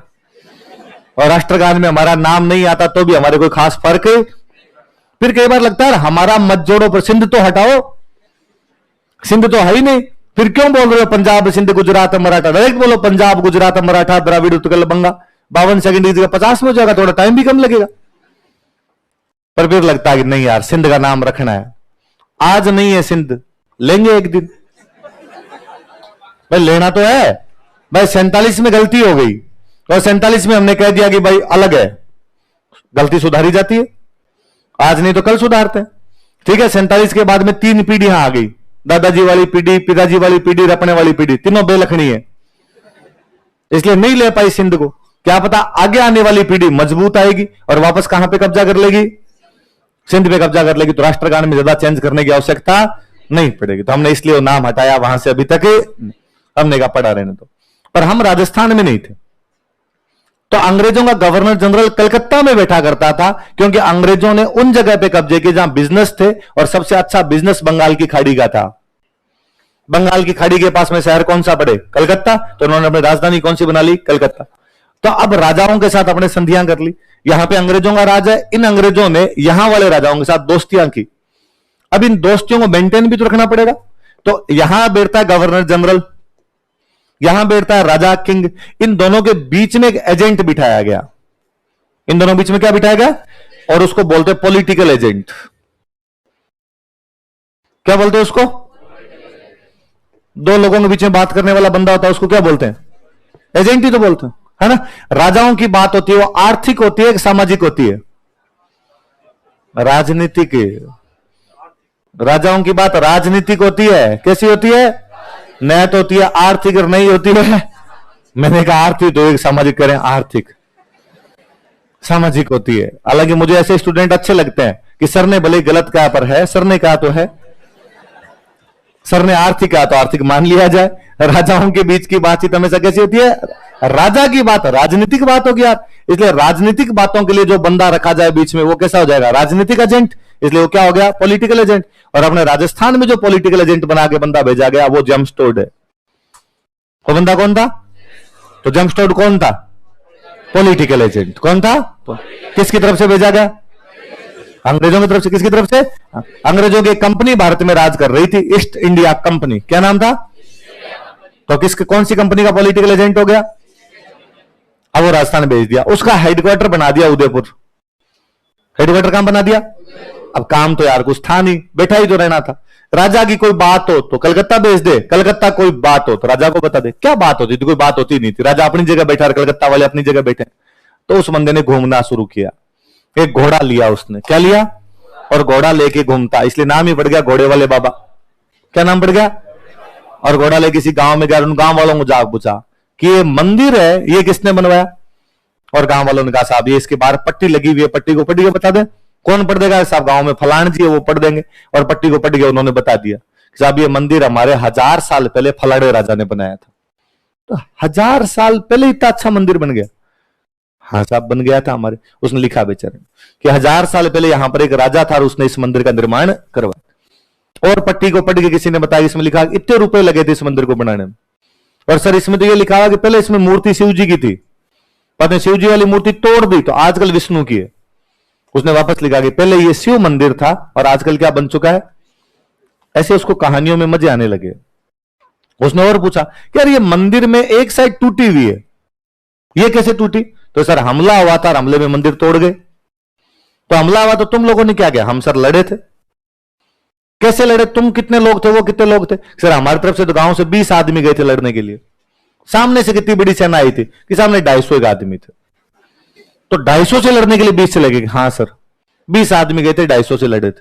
फिर क्या हुआ कि सर 20 हमारे वाले तो मरने ही थे, 250 खिलाफ सामने वालों के। कि सर उनके 120 मरे थे, बाकी तो जब 120 मरे तो बाकी वाले 130 भाग गए। तो तुम्हारे वाले 20 को यह नहीं लगा कि हम मरेंगे? सर पता ही था हम मरेंगे, तो फिर क्यों गए लड़ने के लिए? सर मंदिर पे हमला हुआ था, मंदिर के हमले को 20 आदमी बैठे बैठे कैसे सहन करते? उसने और देखा कि किसी का पत्थर लगा और पत्थर पे किसी का नाम लिखा। उसने ये पत्थर किसका है? सर गायों के लिए एक लड़ाई हुई थी, उसमें ये आदमी मरा था। गायों के लिए लड़ाई हो गई थी कि सर गाय पवित्र पशु है, गाय को मां मानते, और गाय को लेके जा रहे थे। तब हमारे गांव के 5 आदमी लड़े थे और उन 5 आदमियों की मूर्तियां लगी हुई। सर गाय नहीं ले जाने दी थी उन्होंने। गाय ले जाने वाले कितने थे? 70 थे। पर 5 आदमी रास्ते रोके खड़े हो गए थे और उन्होंने बाकियों को भगा भुगू दिया था। 5 ये मरे, 10-15 उनके मारे थे, लेकिन बाकी वालों में डर इतना आया कि उनको लगा बाकी गांव आ गया तो पता नहीं क्या कर देगा, बाकी वाले भाग गए। टोड को इन कहानियों ने बड़ा रोमांचित किया। टोड को लगा दुनिया में ऐसे लोग भी हुए हैं जो उस समय लड़ने के लिए गए जब सामने मौत थी। वो लड़ाइयां सब लोगों ने की जिसमें केवल लड़ाई हो। जब ये पता हो गया तो मरेंगे और अपने पास कोई इलाज नहीं, उस बात के लिए भी लड़ने के लिए जाना। टोड ने लिखा उसको, टोड ने केवल लिखा नहीं, उसको पूरी दुनिया को बताया। यदि पूरी दुनिया आज राजस्थान के इतिहास के बारे में जानती है, इस बात के लिए केवल एक आदमी को लाख लाख थैंक यू बोला जाना चाहिए, कर्नल जेम्स टोड। मुझे लगता है हमें उसके मंदिर बनाने चाहिए। घर में जो हमारे मंदिर है उसके पास में जेम्स टोड की मूर्ति रखी जानी चाहिए। वह हमारी कल्चर का उद्गाता था, हमारी कल्चर का अनाउंसर था। वो हमारी हिस्ट्री के, हमारी कल्चर के बारे में उस आदमी, यार दूसरे के इतिहास के बारे में लिखना कितना अलग बात है। मतलब आप अपने इतिहास के बारे में लिख पाते हो, इसलिए लिख पाते हो कि आपको फील है कि आपको लगता है ये बात ऐसे हुई थी, आप लिख पाते हो उसके बारे में। आपको मैं कहता हूं पुर्तगाल की हिस्ट्री लिखो, देखे पहली बात तो लिख ही नहीं पाएंगे, लिख पाएंगे तो इतनी तारीफें नहीं कर पाएंगे पुर्तगाल वालों की। आपने लगा ठीक ठीक है लिख दो और क्या है। जेम्स टोड ने अपनी इतनी तारीफें की, इतनी भयंकर तारीफें की है कि कई जगह तो अपने ही लगता है कि थोड़ी ज्यादा है। इतना नहीं करना चाहिए था तेरे को। तो टोड यार उस लेवल पे चला गया था। टोड ने अपनी एक किताब लिखी यहां पे रहते, ये तो टोड को अपने यहां की भाषा वाषा नहीं समझ में आती, तो टोड ने एक बंदे को अपना गुरु बनाया और उनको कहा आप मुझे ज्ञान दो। क्या दो मुझे? तो उनका नाम ही था ज्ञानचंद्र। क्या नाम था? जैन मुनि होते, जैन मुनियों को अपने बोलते यति। जैन मुनियों क्या बोला करते थे? यति। तो जैन मुनि थे और उन ज्ञान देने का काम करते, नाम ही क्या था उनका? ज्ञानचंद्र। तो जेम्स्टोड ने अपना गुरुजी किसको बना लिया? यति ज्ञान, और ये उसको ज्ञान दिया करते। जेम्स्टोड आया किस रूप में था राजस्थान? Political agent. कौन सी कंपनी का? घोड़ा लेके घूमता रहता इसलिए क्या बोलते हैं? और अपना गुरुजी किसको बना लिया? अब उसने राजस्थान का इधर उधर का इतिहास पूरा पढ़ा, और पूरा पढ़ने के बाद में वो यहां लिखने सोच रहा था, भाई मैं लिखूंगा। वो आया था अपने 1818। कब आया था? अंग्रेजों के साथ लड़ाइयां कब हुई? 1718 में। मराठों की तो संधियां कब हुई? 1718 में। तो एजेंट की आवश्यकता भी कब पड़ेगी? 1718 में। तो 18 में आया। 4 साल अपने यहां पे रुका वो, और उसने अपनी हिस्ट्री लिखी, पूरी नोट्स तैयार किए। अब इन 4 सालों के दौरान वो अंग्रेजों से मिलता जाके, और अंग्रेजों को जाके कहता कि भाई मैं वहां राजस्थान में ये रिपोर्ट तैयार करके लाया हूं। अंग्रेज उसको और पूछते, और राजस्थान कैसा लग रहा है? उसने कहा जोरदार है, मजा आ रहा है वहां पे। तो अंग्रेजों ने कहा यार पर गर्मी पड़ती है भयंकर, कैसे रहता होगा तू वहां पे? उसने कहा नहीं यार, लोग बड़े अच्छे हैं वहां के। क्या अच्छे हैं लोग? ऐसा क्या उन लोगों में? वीर है वहां के लोग। ऐसी क्या वीरता? और वो कहता अरे यार 5 आदमी को 50 से लड़ ले, 20 आदमी जाके 70 से लड़ ले, कोई 100 लोगों की टुकड़ी ने 300 का मुकाबला कर लिया, 2000 आदमी 6000 से भिड़ गए, 8000 आदमी 50,000 से भिड़ गए। ऐसी ऐसी लड़ाइयां यार इन चीजों के लिए, मंदिरों के लिए ये लोग लड़ लिए, गायों के लिए ये लोग लड़ लिए, जमीन के लिए ये लोग लड़ लिए। यार बेहतरीन बहादुर है। और अंग्रेज कहते पर यार अपने से ज्यादा बहादुर थोड़ी है। वो तो धीरे बोलो, कभी लड़ाई होगी ना अपने साथ में, भाई साहब धोतियां पीछे अपने आगे होंगे। खतरनाक आदमी है सारे के सारे। आप विश्वास नहीं करेंगे, अंग्रेजों को टोड पे डाउट हो गया था कि टोड राजस्थान वालों के साथ मिलकर अंग्रेजों पे अटैक करेगा। अंग्रेजों को लगा राजस्थान वाले करे नहीं करे, तू उनको चढ़ा चढ़ा के करवा देगा।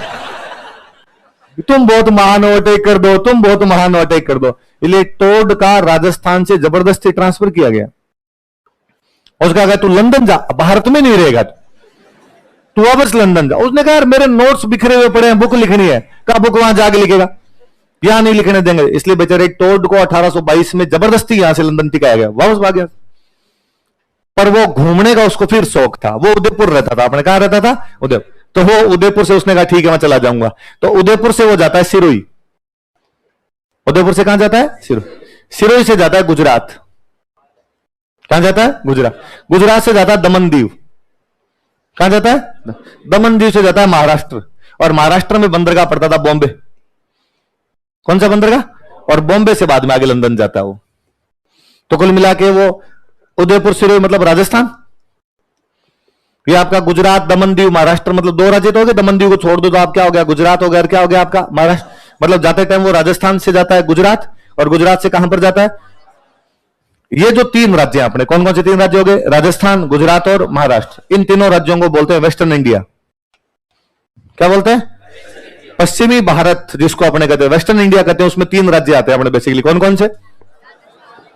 राजस्थान, गुजरात और आजकल एक राज्य हो रहा है गोवा, है ना। पर गोवा तो छोटा शहर, पहले तो गोवा था ही नहीं अपने पास में, राज्य बहुत बाद में बना था। तो 3 बड़े राज्य मान लो। कौन कौन से?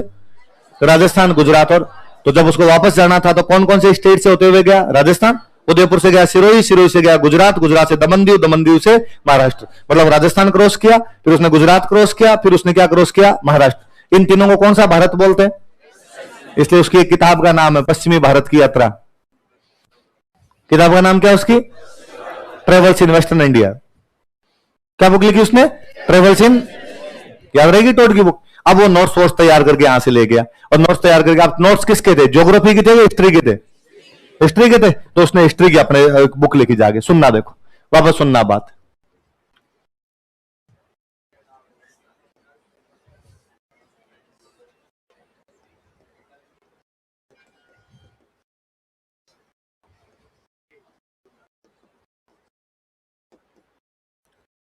क्या नाम बुक का बोलो देखिए? Annals and antiquities of Rajasthan. वापस सुनना देखो। इसका मतलब होता है हिस्ट्री। इसका मतलब क्या होता है? एनाल्स। एनाल्स का मतलब हिस्ट्री। मैं कहूं कि annals of Jaipur, annals of Jaipur मतलब जयपुर का इतिहास। एनाल्स ऑफ मुगल्स मतलब मुगलों का इतिहास। एनाल्स ऑफ भरतपुर मतलब भरतपुर का इतिहास। एनाल्स ऑफ पीसीएम 4 आप पढ़ा भेज तो पीसीएम 4 का इतिहास। आई बात सुन। एक शब्द क्या क्या शब्द है? इसका मतलब होता है पुराना। एंटीक्विटी का मतलब क्या होता है? इसलिए दारू की बोतल का नाम होता है एंटीक्विटी। शराब के लिए कहा जाता है कि जो पुरानी शराब होती है ज्यादा अच्छी होती है, इसलिए जो शराब की बोतल बनाने वालों ने नाम ही क्या रख दिया उसका? पुरानी चीज है इसके अंदर। तो इसका मतलब इसमें पुरानी बातें बताऊंगा मैं। पुरानी बातों के लिए अपने ज्यादा अच्छा शब्द हो जाएगा आर्कियोलॉजी। क्या शब्द होता है? आर्कियोलॉजी के बारे में। तो कुल मिला के टोड ने अपने राज्य और किसके बारे में, किसकी, एक तो क्या बताऊंगा मैं? हिस्ट्री। एक मैं क्या बताऊंगा? आर्कियोलॉजी का मतलब जमीन में क्या है। हिस्ट्री दो प्रकार की हो सकती है। एक तो हिस्ट्री जो किताबों में लिखी हुई, एक हिस्ट्री जमीन को देख के, मंदिरों को देख के, जमीन में नीचे से क्या निकला उसको देख के जो बताया जाए। दो प्रकार की हो सकती है। तो उसने कहा एक तो मैं इनकी पुरानी बातें करूंगा, एक जो इनकी किताबों में लिखा हुआ हिस्ट्री की सीधी सीधी बातें लिखी उनकी बातें करूंगा। तो एक तो मैं इनकी क्या बताऊंगा? हिस्ट्री। एक क्या बताऊंगा मैं? इनकी आर्कियोलॉजी। किसकी किसकी? तो राजस्थान क्या क्या बताऊंगा? एक तो क्या बताऊंगा? आर्कियोलॉजी। एक क्या बताऊंगा? आर्कियोलॉजी को क्या बोलते हैं? हिस्ट्री को क्या बोलते हैं? इसका मतलब एक तो राजस्थान की क्या बताऊंगा? एंटीक्विटी। एक राजस्थानी क्या बताऊंगा? एनल्स। इसलिए बुक का नाम क्या है? Annuls and antiquities of Rajasthan. किसकी? राजस्थान। क्या क्या बताऊंगा? एनल्स बताऊंगा और एंटीक्विटी। तो बुक का पूरा नाम बोलो देखे। Annuls and antiquity of. कौन लिख रहा है ये बुक? अच्छा, किसकी बताऊंगा मैं? राजस्थान। तो कहा यार ये राजस्थान क्या है? क्योंकि मैंने बताया राजस्थान नाम की तो कोई चीज ही नहीं हुआ करती थी। अपने मेवाड़ मारवाड़ ये हुआ करते थे। तो तू जिसको राजस्थान कह रहा है, ये राजस्थान कौन सा? उसने कहा राजाओं का स्थान। राजस्थान का मतलब क्या हो गया? तो राजा कौन से? राजा तो हैदराबाद में भी बनता है, राजा तो पटियाला के अंदर ही बनता है। उसने कहा रुको रुको, तो मैं क्लियर कर देता हूं यार तुम्हारी बात। उसने कहा एक तो सेंट्रल, कौन सा? और एक वेस्टर्न। कौन कौन से दो बताओ देखिए? सेंट्रल और वेस्ट। ये तो मध्य और एक पश्चिम। इनके अंदर जो राजपूत राजा है, इनके अंदर जो कैसे कौन से राजा है? इंडिया में ये राजस्थान है। राजस्थान क्या है? का राजाओं के स्थान। कौन से राजाओं का स्थान? राजपूत राजाओं का स्थान। कौन से राजपूत राजाओं का? सेंट्रल और वेस्टर्न इंडिया। सेंट्रल और वेस्टर्न का मैंने मतलब बता दिया आपको क्या होता है। वेस्टर्न का मतलब क्या बताओ देखिए?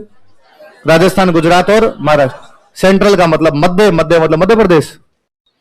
नहीं, मध्य प्रदेश में, राजस्थान में, गुजरात में, महाराष्ट्र में, यहां जो जो राजपूत राजाओं की जगह वो सारा राजस्थान है। इसलिए याद रखें कि राजस्थान का मतलब आज वाला राजस्थान नहीं है आपका। उसके राजस्थान का मतलब है मध्य प्रदेश, गुजरात, राजस्थान।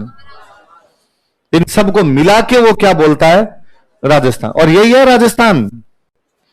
उस राजस्थान का एक बड़ा हिस्सा हमने ले लिया, इसलिए अपने वाले को राजस्थान बोलने लगे। बाकी पुराना राजस्थान वही है जिसमें मध्य प्रदेश का मालवा है, गुजरात का सौराष्ट्र है, थोड़ा उधर महाराष्ट्र का टच करता हुआ हिस्सा है, और पूरा अपना राजस्थान आए, तब जाके राजस्थान बने। इस पूरे को वो राजस्थान कहा करते हैं। राजस्थान का मतलब आज जिसको बाउंड्री देख रहे हो कि गंगानगर से लेके नीचे तक और इधर से लेके इधर तक, जैसलमेर से धौलपुर तक कर दे, ये नहीं है। उनके लिए मतलब ये था। सेंट्रल मतलब मध्य, वेस्टर्न मतलब पश्चिम। इसमें भी कौन से? राजपूत स्टेट्स। कहां के? तो किताब मैं किसका, वो किसकी हिस्ट्री लिखने जा रहा था? राजस्थान। राजस्थान में भी क्या लिखेगा? एक तो हिस्ट्री लिखेगा उनकी, और एक क्या लिखेगा? उनकी आर्कियोलॉजी। हिस्ट्री को क्या बोलते हैं? आर्कियोलॉजी क्या बोलते हैं? इसलिए बुक का नाम क्या लिखा? Annals and antiquity of Rajasthan. Rajasthan का मतलब क्या है? Central and western Rajput states of India. दोबारा बोलो देखिए। सेंट्रल। आई बात समझ में? एक किताब मैंने अभी बताई दी आपको, वो घूमते हुए गया था इधर से पश्चिमी भारत में, तो उसकी बुक का नाम है travels in western India. Travels in क्या क्या था वेस्टर्न इंडिया में? राजस्थान, गुजरात और उदयपुर से सिरोही, सिरोही से गुजरात, गुजरात से दमनदीव, दमनदीव से बॉम्बे, बॉम्बे से लंदन, पश्चिमी भारत की यात्रा। किताब का नाम क्या हो गया? किताब का नाम क्या हो गया? इतिहास एवं पुरातत्व है राजस्थान का। राजस्थान का इतिहास एवं पुरातत्व, पश्चिमी भारत की यात्रा। इंग्लिश में लिखी इसलिए पढ़े, इंग्लिश में नाम याद कर लेते हैं। क्या नाम हो गया? Annals and antiquities of Rajasthan. Rajasthan का मतलब क्या है? Central and western Rajput states of India. घूमता हुआ गया था। कहां से घूमता हुआ गया? कौन था जमस्टोड? Political agent. कौन सी कंपनी का? ज्ञान कौन दिया करते? यति ज्ञानचंद्र। किताबें कौन कौन सी लिखी? Annals and antiquities of Rajasthan. इसी का एक और नाम central and western Rajput states of India. एक और किताब, पहली बार पूरे राजस्थान की किताब लिखने वाला बंदा यही था, इसलिए हम कहते हैं father of history of Rajasthan. Rajasthan के इतिहास का जनक कौन है? तो कौन है? Colonel James. पहले बड़ी बात यहीं से शुरू करते हैं, हेडिंग डालो कर्नल जेम्स टोड।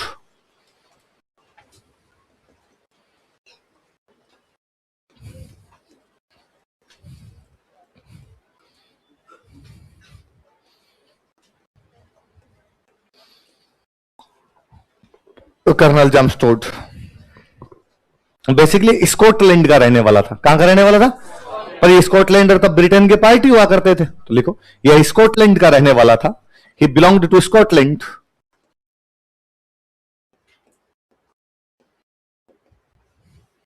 यह स्कॉटलैंड का रहने वाला था।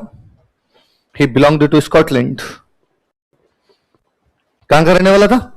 स्कॉटलैंड। कौन? और बताऊं, देखो एक शब्द है, देखो टोड। क्या शब्द है? कहां का रहने वाला था? स्कॉटलैंड। तो स्कॉटलैंड की भाषा कौन सी होगी? स्कॉटिश।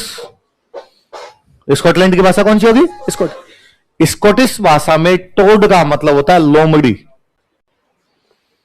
क्या मतलब होता है? फॉक्स। लोमड़ी जो होती है उसको क्या बोलते हैं? टोड। कौन सी भाषा में? टोड के को दादाजी परदादाजी अंग्रेजों की फौज में थे, राजा की फौज में थे, अंग्रेजों के राजा की, और राजा की फौज में उन्होंने बहादुरी दिखाई, ब्रेवरी दिखाई। तो इसे अपने मिलते हैं परमवीर चक्र, महावीर चक्र, ऐसे अलग अलग मिलते हैं, मेडल मिलते हैं, गैलेंट्री ऑनर मिलते हैं। वहां पर एक वो ऑनर मिला करता, उसका नाम था नाइट बेरोनट। एक ऑनर मिलता वहां का, जिस ऑनर का नाम क्या था? नाइट बेरोनट। कौन सा ऑनर मिलता? जिनको नाइट बेरोनट मिलता उनको एक मेडल मिलता, और उस मेडल के अंदर एक लोमड़ी बनी होती। मेडल में क्या बनी होती? लोमड़ी बनी। जो बहादुर लोग होते हैं उनको ये उपाधि मिलती, नाइट बेरोनट, एक मेडल मिलता, और उस मेडल के अंदर क्या बनी होती? लोमड़ी। और लोमड़ी को स्कॉटिश भाषा में क्या बोलते हैं? टोड। तो टोड के को दादा परदादा को ये मेडल मिला था, इसलिए उसने नाम क्या कि टोड लगाना शुरू कर दिया।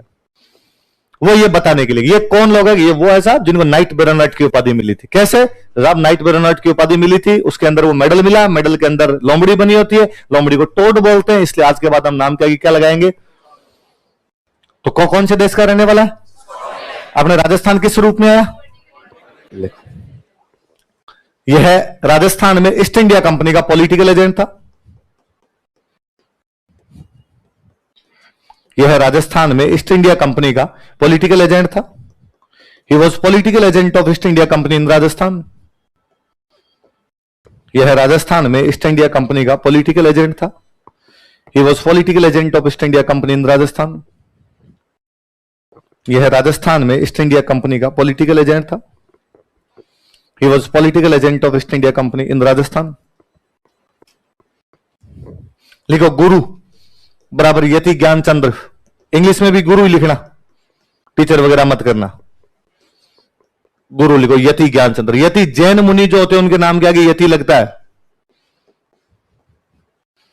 तो टोड को ज्ञान कौन दिया करता? बताओ देखे। ज्ञानचंद्र। तो गुरु जी कौन थे उसके? यति ज्ञान। लिखो इसे राजस्थान के इतिहास का जनक कहा जाता है। He is called as father of history of Rajasthan. इसे राजस्थान के इतिहास का जनक कहा जाता है। He is called as father of history of Rajasthan. इसे राजस्थान के इतिहास का जनक कहा जाता है। He is called as father of history of Rajasthan.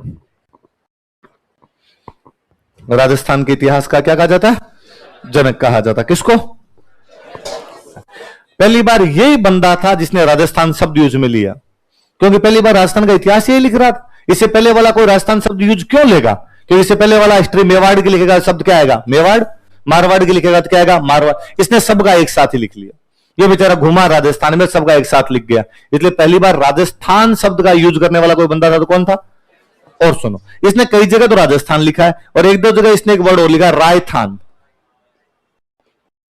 क्या लिखा है? मैंने अभी बताया कि राजस्थान का मतलब क्या होता है? राजाओं का स्थान। क्या होता है? और अपने यहां राजाओं के कई नाम हुआ करते, जैसे अपने राजा को यहां बोलते हैं राजा, या राजा को यहां बोलते हैं राय, या उसको बोलते हैं राव, या बोलते हैं रावत, या बोलते हैं रावल, या बोलते हैं राणा। अपने राजाओं के खूब सारे टाइटल थे। क्या क्या बोलते राजाओं को? राजा, राय, राव, रावत, रावल। किसी क्षेत्र में राणा है, किसी में वो राजा है, किसी में रावल है, कहीं पे रावत है, कहीं पे राय और कहीं पे राव। अब यदि राजा थोड़ा बड़ा हो जाता, साम्राज्य थोड़ा बड़ा हो जाता, तो इनके आगे लगा देते महा। पहले वो खाली राजा है, थोड़ा राज्य बड़ा हो गया तो महाराय, महाराव, महारावत, महारावल। जब तक छोटे रहते तब तक तो राणा जी, अब बड़ा हो जाए तो उसने कहा आज के बाद कोई राणा जी नहीं कहेगा, अब पूरा मिर्जापुर अपना, अपने मुझे फुल इज्जत, और आज के बाद मुझे क्या कहेंगे सारे के सारे आके? महाराणा आके कहेंगे, तो नाम बड़े हो जाते। इसलिए राजा को अपने यहां पे बुला करते थे राय। तो राजस्थान का मतलब राजाओं का स्थान, राजस्थान का मतलब क्या होगा? रायों का स्थान। राय का मतलब भी अपने लिए यहां पे क्या था? राजा। लिखो, इसने हमारे प्रदेश के लिए राजस्थान या राजस्थान शब्द का प्रयोग किया था। He used word राजस्थान और राजस्थान for our state। इसने हमारे प्रदेश के लिए राजस्थान या राजस्थान शब्द का प्रयोग किया था। He used word राजस्थान और Rajasthan for our state।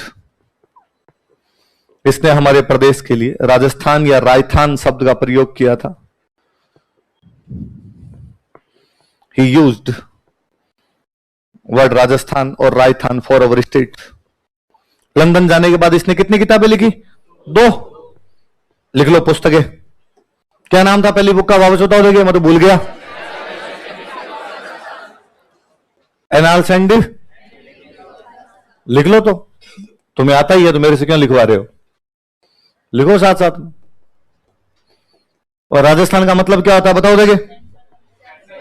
Central and western Rajput states of India, इसी का दूसरा नाम है ना।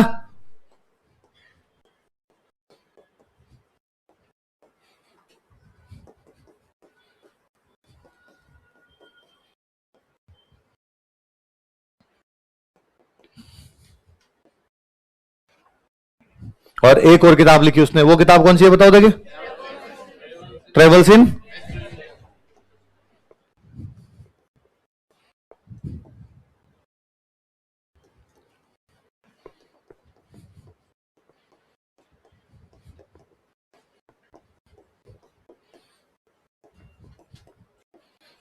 यू रटत नहीं मारने पड़ेंगे, याद रह जाएंगे नाम। तो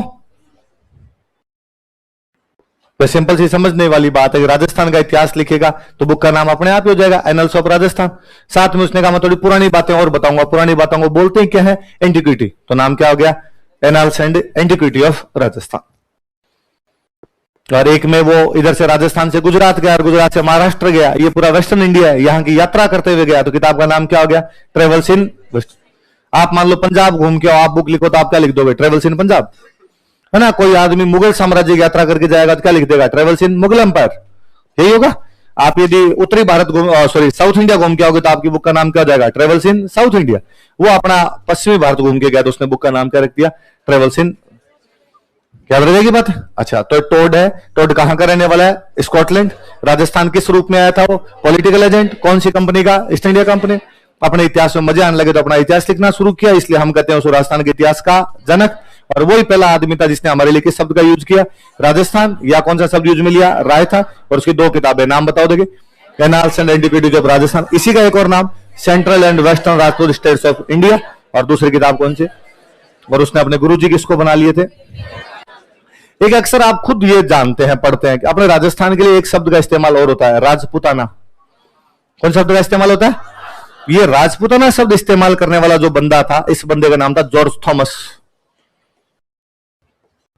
क्या नाम था बंदे का? क्या नाम है? जॉर्ज। कौन था जॉर्ज थॉमस? कौन था? सुनना देखो। जॉर्ज थॉमस आयरलैंड का रहने वाला एक बंदा था। कहां का था? जैसे आज भारत में भी अपने ये सब सोचते हैं कि यार अच्छी लाइफ जीनी है, तो बंदा कोई सोचता मैं अमेरिका जाके शिफ्ट हो जाऊं, कोई बंदा सोचता मैं यूरोप जाके शिफ्ट हो जाऊं, है ना। अपने जा नहीं सकते इसलिए अपने सोचते हैं कि अपने पेपर ही दे ले, है ना। पार नहीं पड़ रही उधर जाने की अपने। बाकी हर कोई आदमी चाहता है यार मेरी लाइफस्टाइल अच्छी है और मैं वहां जाके बसूं, यूरोप जाके रहूं। किसी टाइम में ये भारत के लिए थी कि यदि ज्यादा रुपए किसी कमाने तो कहां पे आगे नौकरी कर ले? भारत आगे नौकरी करना चाहते। भारत में राज किसका? अंग्रेजों का। तो नौकरी किसकी करनी पड़ेगी? अंग्रेजों की। आयरलैंड से एक बंदा भारत में नौकरी करने के लिए आता है। वो आयरलैंड वाला बंदा कौन है? क्या नाम है? जॉर्ज। पर नौकरियां तो लिमिटेड होती है ना भाई, आज भी नौकरियां लिमिटेड है, ये थोड़ी सारे लोगों को नौकरी मिल जाएगी। कोई भी सरकार कभी भी सारे लोगों को नौकरी नहीं दे सकती। तो अंग्रेजों की सरकार भी थी, उसमें भी सारे लोगों को नौकरी तो नहीं मिलेगी। जॉर्ज थॉमस से आया और उसको अंग्रेजों की नौकरी मिली नहीं, तो उसको लगा अब क्या किया जाए। तो जैसे अब है अपने कि सरकारी नौकरी नहीं लगे तो प्राइवेट लगेंगे, प्राइवेट नहीं लगेगा तो अपना बिजनेस शुरू करेंगे, यही तो करते हैं। अंग्रेजों वाली नौकरी नहीं मिली तो उसने बेचारे नौकरी और कहीं ढूंढी। आरएस नहीं लगे तो पटवारी तो बने, ग्राम सेवक तो दे अपने कहीं ना कहीं, तो उसने मराठों के पास जाके नौकरी कर ली। किसके पास जाके नौकरी कर ली? मराठों के सेना में दो प्रकार के सैनिक हैं। एक तो वे सैनिक जो महाराष्ट्र के ही हैं, जो इसलिए मराठों की सेना में शामिल है, महाराष्ट्र हमारा देश है और हमारे देश को बचाने के लिए हम जीत जान से भी लड़ेंगे, ये तो वह सैनिक है। एक मराठों ने ऐसे फौजी इकट्ठे कर रखे थे कि हम तो तुम्हें तनख्वाह देंगे और तुम तो हमारी तरफ से लड़ लिया करो। उनके अंदर क्या देश के प्रति किसी भी प्रकार की भावना होगी? एक तो भारत का फौजी है और भारत के फौजी कहा जाए कि भाई तू भारत की तरफ से लड़ेगा तो तनख्वाह तो मिलती है उसको भी, पर उसमें एक जज्बा भी कि यदि युद्ध हो रहा है, चीन के साथ युद्ध हो रहा है, पाकिस्तान के साथ, भले ही 3 महीने तनख्वाह नहीं मिले पर फिर भी वो लड़ेगा कि नहीं यार हमारा देश है। और हम जानते हैं कि यार चाइना वाला जो युद्ध हुआ था, हमारे सैनिक किन विषम परिस्थितियों के अंदर लड़ गए थे। और रेजांगला की लड़ाई हर बच्चे को याद रहनी चाहिए। रेजांगला नाम की पोस्ट है नॉर्थ ईस्ट के अंदर अपने चाइना बॉर्डर पे, और वहां पर अपने 120 फौजी थे। कितने फौजी थे? केवल 120। ये टोड वाली जो सुना रहा था, इन हंसने की बात नहीं है, ये वाकई सच्ची घटना है। ये ज्यादा पुराने जाने की आवश्यकता नहीं। चीन के साथ युद्ध हुआ 1962, कब हुआ हमारा? और रेजांगला वाली उस पहाड़ी पर अपने फौजी कितने थे? 120, 120। और एक दिन उन्होंने देखा कि यार नीचे से भीड़ की भीड़ आ रही है फौजियों में, 1300 फौजी आ रहे हैं। चाइना कितने फौजी आ रहे थे? उन्होंने पीछे वाली चौकी पे समाचार भेजा कि सर हम 120 है, नीचे से 1000-1500 के आसपास लोग आ रहे हैं। What should we do? क्या करना चाहिए हमें यहां पर? और पीछे वाली चौकी से समाचार आया कि हमारे पास आपकी हेल्प करने के लिए कोई तरीका, इसलिए प्लीज तुम सारे चौकी खाली कर दो और चौकी खाली करके वापस आ जाओ। कमांडर के पास मैसेज आया, कमांडर ने अपने 120 सैनिकों को इकट्ठा किया, 120 सैनिकों को इकट्ठा करके कहा कि पीछे से सूचना मिली है कि अपने पास कई दिनों तक कोई भी सहायता नहीं आ सकती। हमारे पास 2 तरीके हैं, एक तरीका यह है कि हम चौकी खाली करें और वापस चले जाएं, दूसरा तरीका है कि जैसे भी है जो भी हम लड़ेंगे। मैं चाहता हूं कि हम दूसरा तरीका चुने, लेकिन तुम पर किसी भी प्रकार का दबाव नहीं है। यदि तुम में से कोई जाना चाहता है तो वापस लौट सकता है। मैंने ये डिसीजन लिया कि मैं लड़ूंगा, आप में से जितने लोग लड़ेंगे हम लड़ लेंगे, नहीं भी लड़ेंगे तो भी मुझे इस बात का कोई गम नहीं होगा। सारे सैनिकों ने कहा कि साहब क्या बात की, आप लड़ेंगे तो हम आपके साथ लड़ेंगे, जी जान से लड़ेंगे। देख लो हम केवल 120 मरेंगे पक्के, हमारे जिंदा रहने की कोई संभावना नहीं है, पर भाग कर नहीं जाएंगे। कोई ये नहीं कहना चाहिए कि इनकी पीठ पर गोलियां लगी थी, कोई ये नहीं कहना चाहिए कि चीन वालों ने इतनी आसानी से इस चोटी पर कब्जा कर लिया था।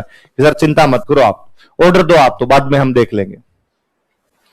ये अंतिम समाचार था उस टुकड़ी का जो पिछली चोटी पर भेजा गया था कि हम 120 हैं, आगे से 1300 आ रहे हैं, क्या करें। और पीछे वाली टुकड़ी ने कहा था कि चोटी खाली करके वापस आ जाओ। उसके बाद उनका कोई कांटेक्ट नहीं, उन सैनिकों में से एक भी सैनिक मिला नहीं। तो पीछे वाली चोटी वालों ने यह समझ लिया कि वो भाग गए, भगोड़े करार दिए, या चाइना पकड़ के ले गया होगा या मार दिया होगा। कहां गए क्या नहीं गए, भारतीय सेना ने उनको खोजने की भी कोई भी कोशिश नहीं। चाइना वाला युद्ध अक्टूबर नवंबर के आसपास में बंद होता है, दिसंबर में हिमालय पर बर्फबारी, भयंकर भयंकर बर्फ गिर जाती है। अब बर्फ गिर गई तो बर्फ में तुम चोटियों पर चढ़ गए, देखे भी कौन कि क्या हुआ क्या नहीं हुआ। मार्च के आसपास में जाते हैं वो बर्फ ढलती है। जब बर्फ ढलती है तो नीचे जो लोग रहते हैं ऊपर भेड़ चराने के लिए जाते हैं। एक भेड़ चराने के लिए आदमी ऊपर गया और उसने देखा ऊपर लाशें पड़ी, भयंकर वाली लाशें पड़ी 1500 को। और उसने नीचे आके बताया साहब चोटी पे लाशें पड़ी है। तब इंडियन आर्मी ने जाके देखा कि हमारे 120 और चाइना के 1300 मरे हुए हैं। उस दिन वो 120 उन 1300 को मार गए थे। इसलिए लता मंगेशकर अपने गीत में गाती है कि एक एक ने 10 को मारा। ए मेरे वतन के लोगों सुना है कभी? उसे मेरे वतन लोगों में एक गीत है, एक लाइन है, एक एक ने 10 को मारा। वो एक एक ने 10 को मारा और रेजांगला की लड़ाई है। उस रेजांगला की लड़ाई का वो जो कमांडर था वो हमारे राजस्थान का व्यक्ति था, शैतान सिंह, मेजर शैतान सिंह, जिनको बाद में 62 के अंदर परमवीर चक्र दिया गया था। राजस्थान के 2 ही लोगों को परमवीर चक्र मिला, या तो 48 के अंदर पीरू सिंह को, 62 के अंदर बाद में किसको मिला था? शैतान। और वो शैतान सिंह को परमवीर चक्र मिला था, और रेजांगला वाली लड़ाई के लिए बाद में उनको परमवीर चक्र दिया गया था। 120 फौजी थे केवल, एक आदमी ने नहीं सोचा कि हम वापस जाएंगे। वो कमांडर हमारे, वो ज्यादातर जो फौजी थे वो रेवाड़ी के थे, इसलिए रेवाड़ी के अंदर बाकायदा रेजांगला चौक है, रेजांगला सर्किल बना हुआ है वहां पर। तो यहां पे इस प्रकार के लोग भी है। उन 120 लोगों को उस दिन ये नहीं था कि यार मरेंगे जिंदा रहेंगे, उनके दिमाग में ये बात थी कि हमें देश के लिए लड़ना है, और वो वहां पे लड़ गए। हो सकता है अब मान लो भारत भूटान से लोग शामिल कर ले, तो क्या भूटान वाले लड़ पाएंगे? भारत की फौज में कह दें कि यार अपने अमेरिका से थोड़े बंदे हायर कर लेते हैं, तो क्या इसी प्रकार से लड़ पाएंगे? लगा मर रहे हैं तो वापस आ जाएंगे। तो सेना में दो प्रकार के लोग हो सकते हैं, एक तो जो देश सेवा के लिए लड़े, एक वो जो केवल किराए के लिए लड़े, पैसे के लिए लड़े। तो जॉर्ज थॉमस मराठों की तरफ से लड़ने लग गया पैसे के लिए। इसका मतलब है जॉर्ज थॉमस को मराठे पैसे दे रहे तो मराठों की तरफ से लड़ेगा, और यदि कोई ज्यादा पैसे दे देगा तो उनकी तरफ से लड़ लेगा। आई बात समझे? तो ये मराठों का एक सेनापति था, किराए का सेनापति। कैसा सेनापति? और ये जो किराए के सेनापति होते हैं इनको बोलते मर्सिनरी। क्या बोला करते थे? मर्सिनरी बोला करते। तो ये एक मराठों का मर्सिनरी हुआ करता था। मैंने बताया कि अपने राजस्थान के राजा महाराजा मराठों से तंग थे, क्योंकि मराठे अपने यहां पर आक्रमण करते रहते। तो मराठों के आक्रमण करने के लिए मराठों का जो एक सेनापति आया था, वो सेनापति कौन था? George Thomas. कौन था? रहने वाला तो कहां का था? किसका सेनापति बन गया था? किस प्रकार का सेनापति बन गया था? मर्सिनरी। किस प्रकार का? मर्सिनरी सेनापति किनको कहते? जो पैसे लेके लड़ते, जिनका देश सेवा की कोई भी भावना नहीं होती, जो इस पैसे के लिए लड़ते, उनको कैसे कमांडर बोला करते? और उसने अपने राजस्थान पे कई जगह अटैक किए। जैसे उसने अपने राजस्थान पे अटैक किया जयपुर पे, उसने अटैक किया अपने उदयपुर पे, उसने अटैक किया अपने बीकानेर पे। किसकी तरफ से? मराठा। कैसे सेनापति के रूप में? कौन से देश का था? पर ये डायरी लिखता था, और अपनी डायरी में ये लिखता, तब अपनी डायरी में लिखता कि आज हमने राजपूताना पर अटैक किया है। कहां पर अटैक किया? तो बाद में जब इसकी डायरी खोली गई, डायरी पढ़ी गई, तो राजपूताना, तो राजपूताना क्या? तो अटैक तो इसने जयपुर पे किया, अटैक तो इसने बीकानेर पे किया, अटैक तो इसने उदयपुर पे किया। तो इसने कहा कि इन सब लोगों को ज्वाइंट रूप से इसने जो नाम दिया, वो नाम क्या दिया? तो अपने राजस्थान के लिए राजपूताना वर्ड यूज में करने वाला बंदा था, वो कौन था? इसकी डायरी को बाद में इसके एक दोस्त ने बुक बना दी, और उस दोस्त का नाम था विलियम फ्रैंकलिन। क्या नाम था? विलियम फ्रैंकलिन नाम का एक दोस्त था, उसने इसको बुक बना दी, और उस बुक का नाम रखा उसने। ये सेनापति था ना, मिलिट्री में काम करता था, तो कहा एक सेनापति की यादें, मिलिट्री मेमोइर्स। क्या नाम रखा? Military memoirs. कौन से सेनापति की यादें? क्या नाम था सेनापति का? जॉर्ज। मेमोइर्स मतलब याद है, मेमोरी होता है। किसकी मेमोरी? मिलिट्री की। मिलिट्री के रूप में किसकी मेमोरी? तो बुक का नाम क्या बताओ देखिए? Military memoirs of George Thomas. किसने लिखी? ये वास्तव में उसकी डायरी है। और इस बुक में अपने राजस्थान के लिए क्या शब्द यूज में लिया हुआ है? तो राजस्थान के लिए राजपूताना शब्द यूज में लेने वाला बंदा कौन? कहां से आया? किसकी तरफ से लड़ता था? कैसा कमांडर था उनका? कहां कहां अटैक किए? और इसके दोस्त का नाम क्या था? उसने बुक कौन सी लिखी? Military memoirs of George Thomas. George Thomas की मिलिट्री की यादें। मिलिट्री की यादें मतलब मिलिट्री के रूप में उसने कहां कहां अटैक किए, ये तो बात हुई। अगला हेडिंग डालो, जॉर्ज थॉमस।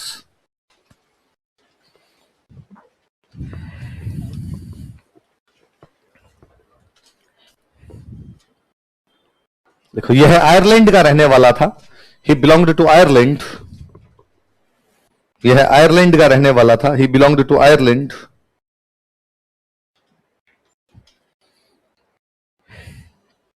यह आयरलैंड का रहने वाला था। ही बिलोंग्ड टू आयरलैंड। यह मराठों का मर्सिनरी कमांडर था, या मर्सिनरी सेनापति था। इंग्लिश में लिखा ना mercenary.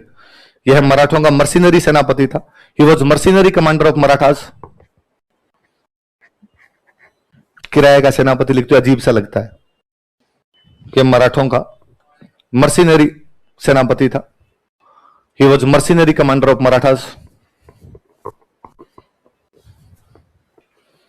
He was mercenary commander of Marathas. मराठों का मर्सिनरी सेनापति था। नीचे लाइन चेंज कर लिखो। इसने जयपुर, उदयपुर तथा बीकानेर पर आक्रमण किए थे। He invaded Jaipur, Udaipur and Bikaner. He invaded Jaipur, Udaipur and Bikaner. इसने जयपुर, उदयपुर तथा बीकानेर पर आक्रमण किए थे। He invaded Jaipur, Udaipur and Bikaner. इसने जयपुर, उदयपुर तथा बीकानेर पर आक्रमण किए थे। फिर लाइन चेंज करके लिखो। इसने राजस्थान के लिए राजपूताना शब्द का प्रयोग किया था। ही used word Rajputana for Rajasthan. इसने राजस्थान के लिए राजपूताना शब्द का प्रयोग किया था। ही used word Rajputana for Rajasthan. इसने राजस्थान के लिए राजपूताना शब्द का प्रयोग किया था। ही used word Rajputana for Rajasthan. Rajasthan के लिए राजपूताना शब्द का प्रयोग किया था। नीचे लिख लो विलियम फ्रैंकलिन ने, या सीधा लिखो विलियम फ्रैंकलिन की पुस्तक और बराबर नाम लिख लो इसका, book of William Franklin. William Franklin की पुस्तक।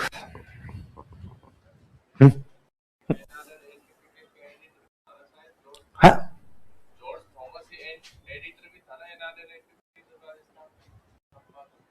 ये 1805 में मर गया था। वो किताब 1829 की है।